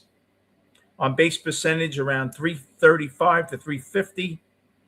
OPS of 822, maxing at about 845, always being around 790. His WAR will be 3.8 to 4.3 and then go down to 2 to 3 after his 29th baseball season. His age 26 to 28, 29, and 30, Alvarez's statistical peak. Peak bat speed, which is elite for a catcher. Hard hit barrel rates, which is upper 2% in Major League Baseball. Expect him to surpass 25 to 30 home runs at least 3 times out of the 6 seasons. Solidifying his spot among the top 3 to 5 slugging catchers in baseball. 125 to 135 game workload, and that is with some 90 starts behind the plate, 35 starts as a DH. His strikeout rate should stabilize in his mid-20s, as should his walk rate, 9 to 11%. His OPP baseline roughly 80 points above his batting average, so he should be around 340 on base percentage. His 7-year totals: 165 home runs, 535 RBIs, 23 WAR. All-star peak for his career at 27 years of age and 2 years. Now, the players they're looking for. Let me get to that screen.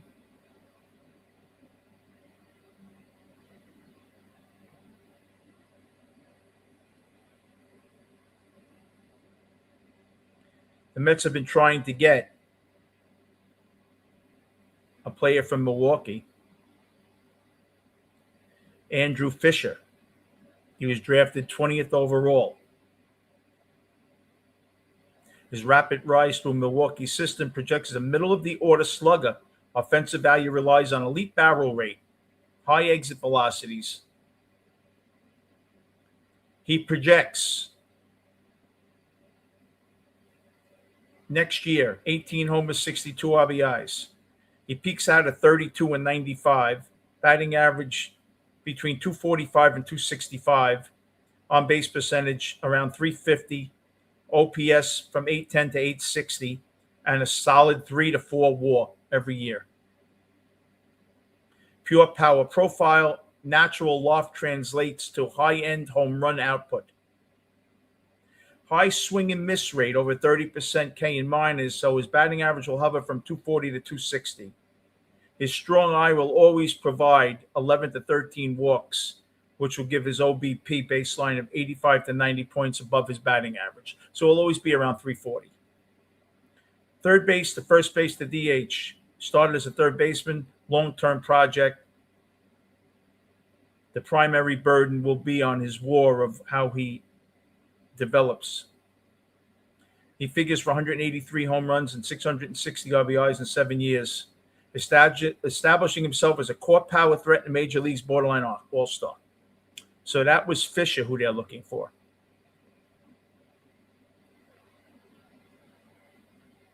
You've heard a lot about Ramirez.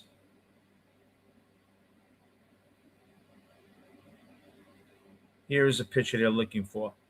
This is the third baseman, Ramirez. that they want if they send Peralta or Holmes. He will be one of the players. He plays second base. He plays third base. Pedro Ramirez, he's 23 years of age. He projects approximately 14 to 15 homers, 70 RBIs, 80 to 90 runs scored, 25 to 35 stolen bases, batting average 280 to 295, on base percentage 350 to 360, OPS from 775 to 820, a solid 4.2 to 4.5 WAR per year. This is who they want from the Cubs, who they're going to demand. Switch hitting capability, because he's blocked in that system. Switch hitter, low strikeout rate, strong batting average floor. Manipulate barrel angles to all fields, projects him as a consistent 280 to 290 hitter. Multi-stolen base success throughout his minor league career. Should hit 30 stolen bases for 3 to 4 years in his prime. Sneaky gap power, will stretch 12 to 16 home runs and 30 doubles per year. Defensive versatility, will never be a gold glove, what will be adequate to a positive 2 runs saved. So that's one of the players the Mets are looking at, Ramirez.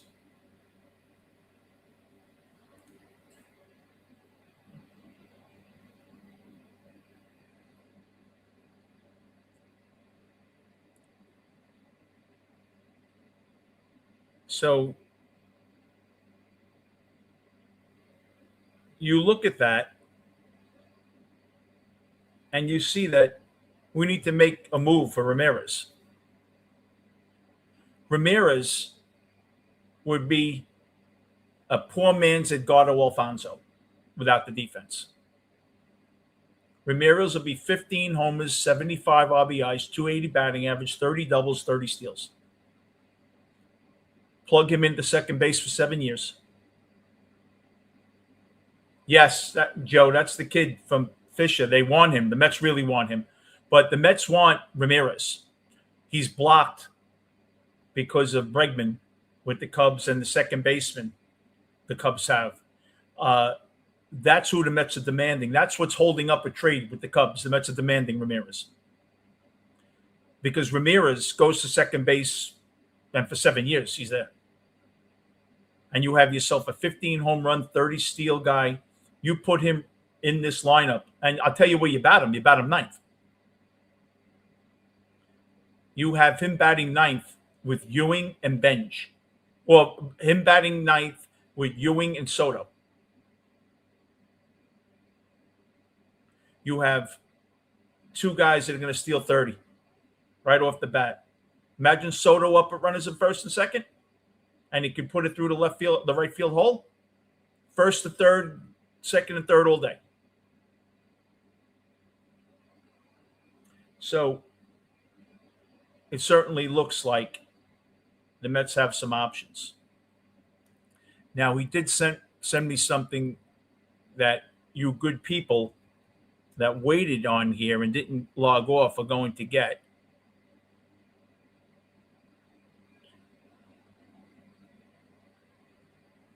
The Mets may be close to making a deal with the White Sox.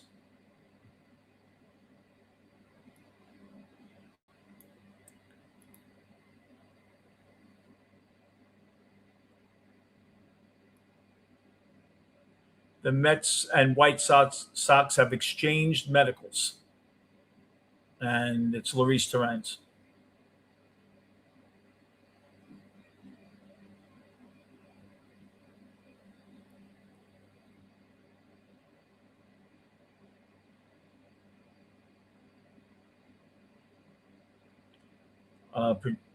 He said, hey, Ben, look, Torrens is the best backup in the league. Top 3 defensive catcher in the league. Middle of the road. Projected 225 hitter if he plays more than 100 games. The Mets aren't going to shed salary. The White Sox are willing to take on salaries of starting pitchers rather than give up their best prospects. I'm hearing Sean Manaea in a deal with Torrens to the White Sox.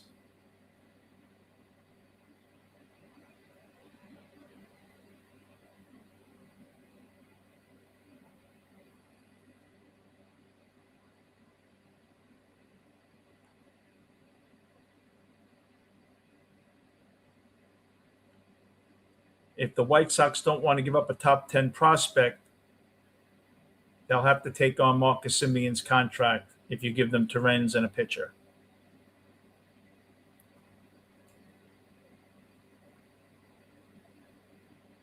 He said he sent me something here. The Mets want a guy named Walco.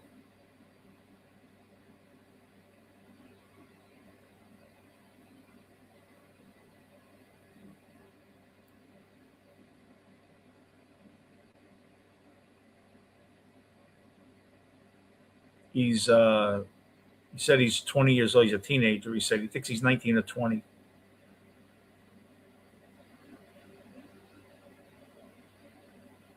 Vin Walco is a guy the Mets have been targeting for a year and a half. He projects to a 240 hitter, and he's a better version of Ryan Clifford.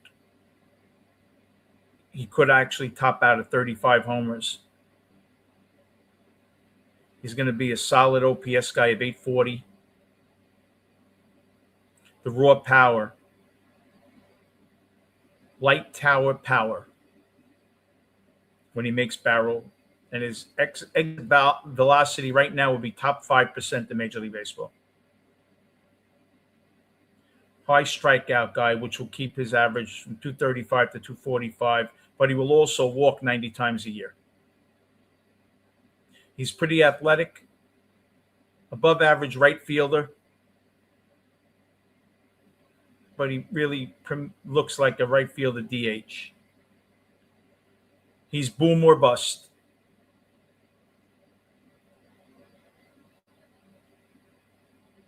He's Ike Davis, Lucas Duda, wrapped into one. And that's who the Mets are looking for. I know this much. The Mets are soured on Ryan Clifford. In fact, they're actually trying to trade him. They're trying to trade Ryan Clifford. So being that you guys stayed in, I'll tell you everything I found out today.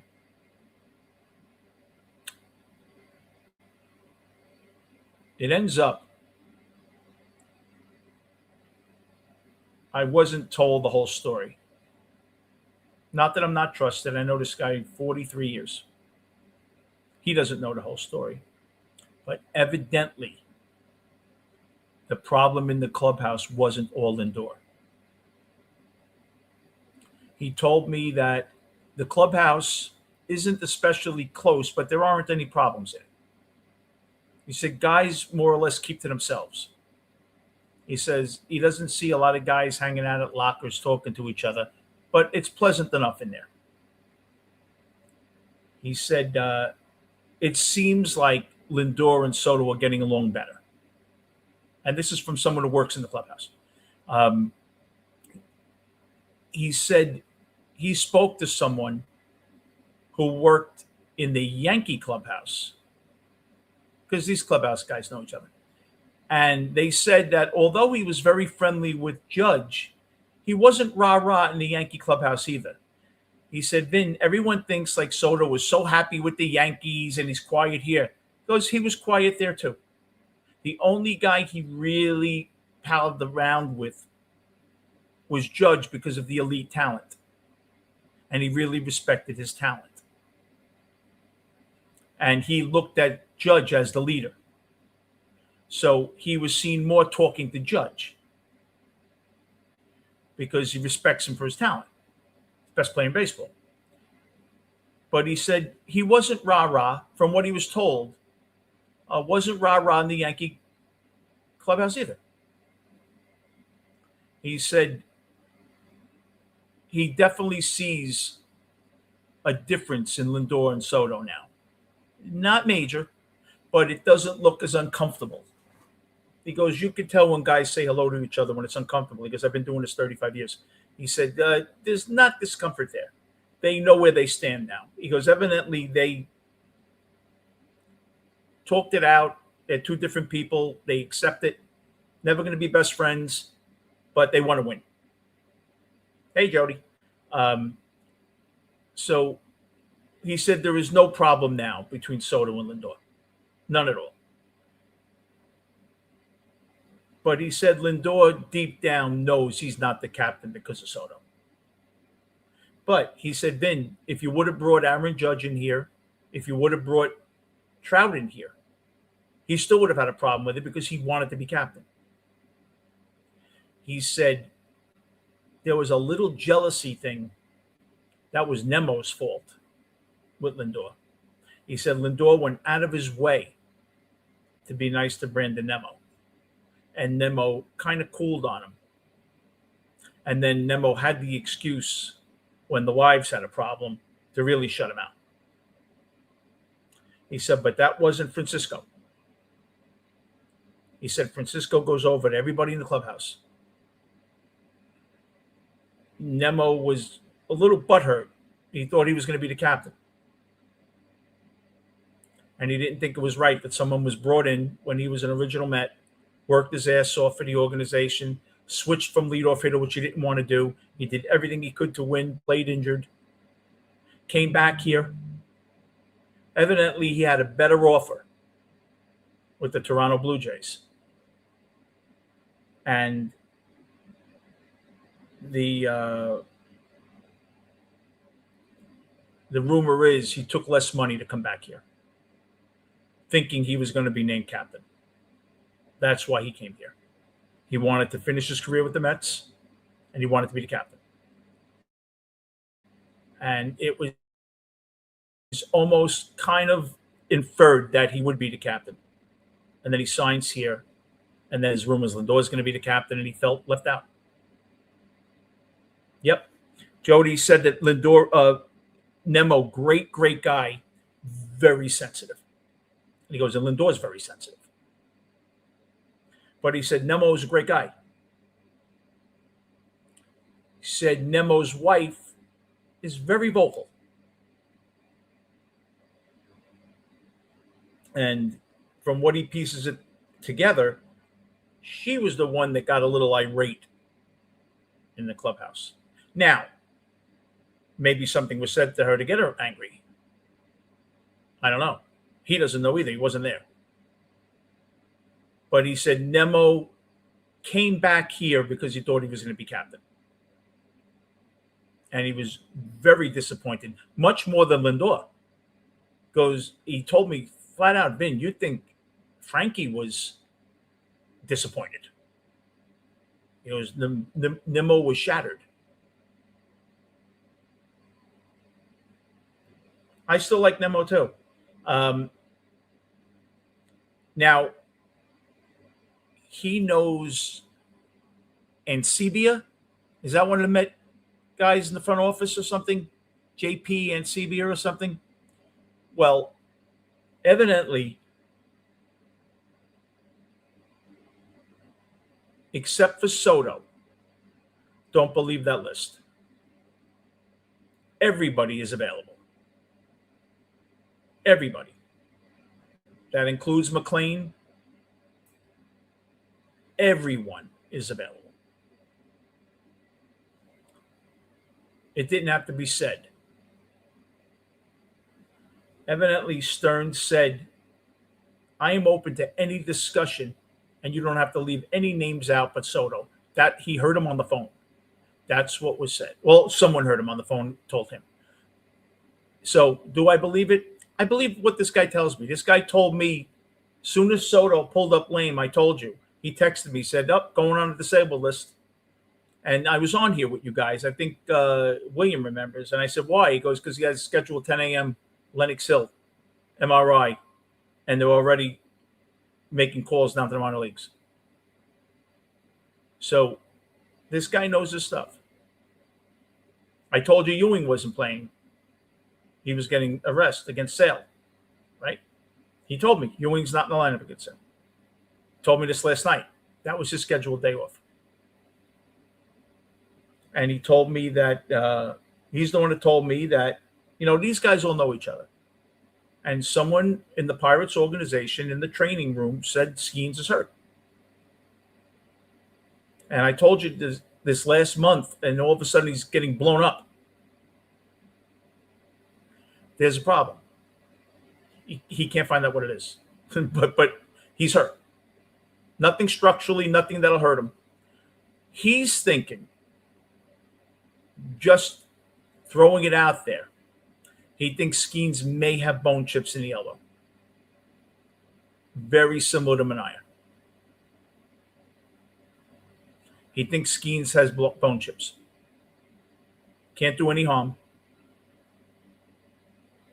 But he said bone chips, they would have shut him down if it was any other injury. There's no reason why he should be 1.5 miles to 2 miles less on his fastball. He's 23 years old. It's the bone chips. Who do we have that lost 3 miles an hour because of bone chips? Manaea.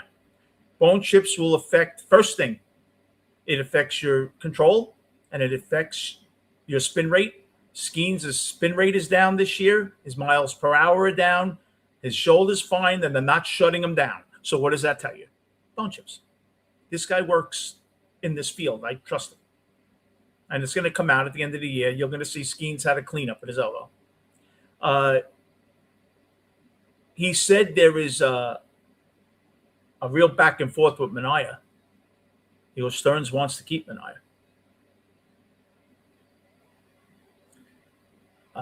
Evidently, Stearns said, I don't feel like paying half a contract, and the guy beats us for the next 2 years. And I have to tell you something. I'm surprised. I'm dead wrong about this. You go back to I'm dead wrong about this. I tell you when I'm wrong. I thought Manaea was finished. Now, I don't think Manaea is ever going to be the guy that he was a couple of years ago, but I think Manaea is going to be a 4 ERA. But Manaea is a bulldog, and Manaea is loved in that clubhouse. Loved in that clubhouse. And Stearns wants Manaea around Scott and McLean. That's what I was told. And the Mets are almost eating the money to have him as a positive influence. Almost like a coach out there. These are all, look, I'm just relaying to you what I'm hearing. Guy's worked for them for years, and he's been right a couple of times when I told you things. He knows what he's talking about. It's not good enough for winning Ray. He also told me that Cohen has no interest in selling. That Cohen has the attitude that he will always be majority owner. Cohen is never going to take a back seat to anybody. Can you imagine Cohen being a minority owner and wanting someone and he doesn't have the final say? That's not happening. So Cohen either is going to own the team or sell the team. No in between. He doesn't have to say. That casino deal is going to make him $10 to $15 billion over 5 years. He has plenty of money. He doesn't need anybody's help. Usually people sell minority. Ray, well, he is. He probably is in that room. He's very smart. But that doesn't win you baseball games. They're going off the stats that I gave you. That is what Stearns is looking at tonight. They came from the office. I just think that I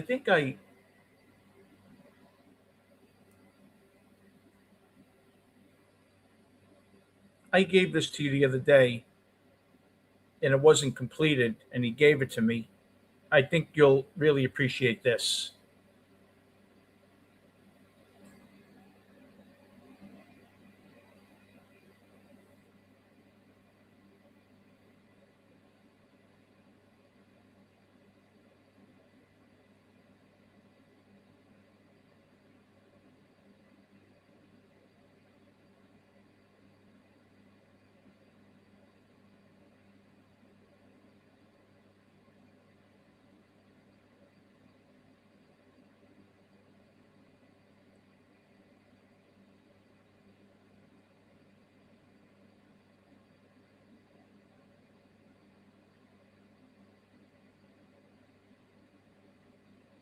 You're right, Ray. Um,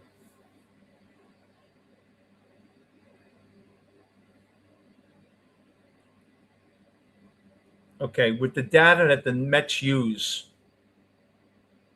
with the top accounting firm, these statistics are defined by MLB Pipeline. 85 to 95% of top 100 prospects make at least one Major League Baseball appearance. They play in at least one game.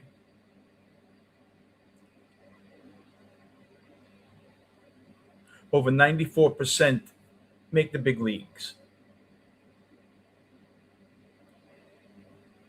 30 to 35% go on to become consistent, everyday Major League Baseball regulars or star players.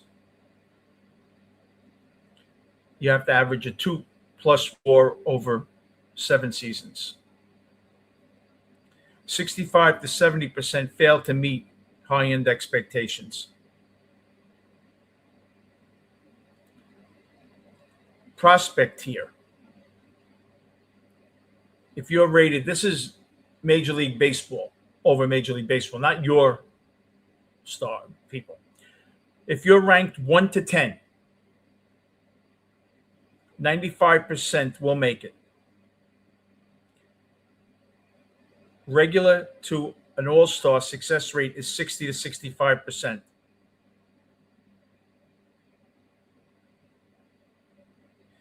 If you're top 11 to 50 prospect rated, remember, Alvarez was the number one in all baseball. 85 to 90% make it. Solid hit rate for everyday starters and key rotation arms. If you're rated 51 to 100, high attrition rate. Many end up as bench, platoon, bats, or relievers. So if you're a top 10 positional player, you'll only bust about 37% of the time. Pitching off the board because of injuries. Statistically, Alvarez was number one.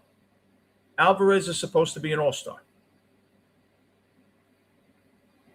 Most number one picks not number one draft choice, rated number one in MLB, they usually make it. Think Bryce Harper and all those guys. Just going to one more time see if he's emailed me anything.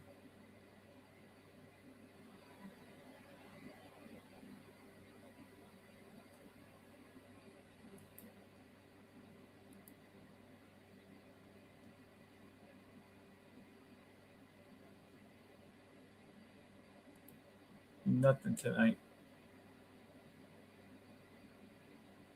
So tomorrow we have the Marlins coming in. We'll see how that goes for us.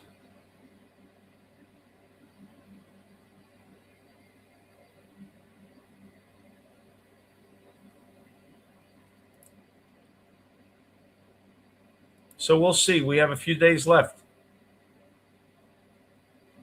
We're going to lose Peralta, Raley, and Minter. You see why Perez is being used. Perez is your new Minter and Raley. Perez will be in 20 to 25 games over the next 55, or 20 games over the next 50. That's why they're working him out. They want to see what they have before trading. They're trading Minter and Raley anyway. They want to see if Perez is good enough, or they have to go outside the organization and sign someone who's been released. Peralta's going. Be very hard to send them back to Milwaukee. Stearns be rough for him to do it. I think he's going to the Cubs. I think the Mets really want Ramirez. That kid, he's 23. You plug him into second base. Speed, defense, bat, ball skills, 280 hitter. That Stearns builds that player. That's his archetype, that player. Athletic, bat the ball. That's a Stearns player. That's why he wants him. And will he get him? I don't know. I know they're soured on Clifford. They've tried to include Clifford in a few deals. Clifford is not going to be their first baseman. If they don't trade him, he'll be brought up to see what they have. But they've soured on him. Not enough bat the ball skills for Stearns' liking. Stearns hates guys that strike out a lot. 5-inning Freddie, yeah, Jody. You just hope that 5 innings isn't in relief when he wins the World Series. But at this point, you know what? See, I'm a firm believer. Who cares? I don't care. Right? Take care, Rob. Have a great night. If your ex-girlfriend marries someone and you're happy, what do you give a shit? Maybe for a second, but you don't care. It's not helping you. I care about the Mets, not what Milwaukee's doing. So, yeah, there's going to be at least 5 trades. I would bet that Rayleigh and Minter are definitely going, and Peralta's definitely going, because you have to trade them, or you get nothing for them at the end of the year. Robert, I think Stearns is hesitant with Robert, because every time you see Robert healthy, he shows you those tools that people marvel at. And you wonder, if he could only play 130 games for us, what would he give us? He'd hit 20 to 25 homers if he played 130 games. He never does. I think Tyrone Taylor will be traded. And I think Taylor's going to go to Philly. The best fit for Taylor, my friend was telling me, was San Diego. Cedric Mullins is playing okay defensively, terrible offensively, and it would be a perfect platoon, Taylor and Mullins. So he said, don't be surprised if Taylor goes to San Diego. Stearns has been on the phone quite a bit with San Diego. They want someone to platoon with Mullins, and that would be Tyrone Taylor. They're not going to give up, and they don't trust Roberts' health. I think the Mets tried to push Roberts on San Diego. They're more interested in Taylor. Health is going. Look at Meade. Got traded to Boston. Boston got fleeced for Connor Early, a left-hand pitcher. And what happened? He's out for the year. Meade got hit in the wrist, broken wrist. Not only did they get fleeced, but they have to trade for another third baseman. I would think the Mets are trying to push Bichette on Boston. I would think. I think Bichette, that green monster, they could have stars in their eyes. Boston. Thinking of him playing third. Right? Have to work out the money, but they're cheap, Boston. That's the problem. They never want to spend any money. And I don't think Cohen will pay for him to play for Boston. So it's going to be interesting. Any trades that come up tomorrow, Friday, Saturday, Sunday, obviously Monday, I'm going to be doing a baseball deadline show the whole day. I will be on here from 10 a.m. We'll have it going, chat. I'll serve you coffee through the screen, everything. But I will come on and do a show along with my post games tomorrow night. Post game, Mets Marlins. I'll be on by 9. I usually try to come in. I came in early tonight. Usually go to 7th inning, 8th inning so I could suffer with you guys. But thank you, everybody, for coming in. Jody, thank you so much. Please like and subscribe if anyone hasn't that watches this. I really appreciate it. I'd like this to get out to other people and we could form our own kind of community, because I don't have to be politically correct. I'm not looking to work for the Mets. So I can say what I want. And I do have the people inside, as you've seen, some information I've given you that has come true over the last month. Thank you, everybody. Jody, have a wonderful night. Everybody, be well. God bless you. And I will see you tomorrow.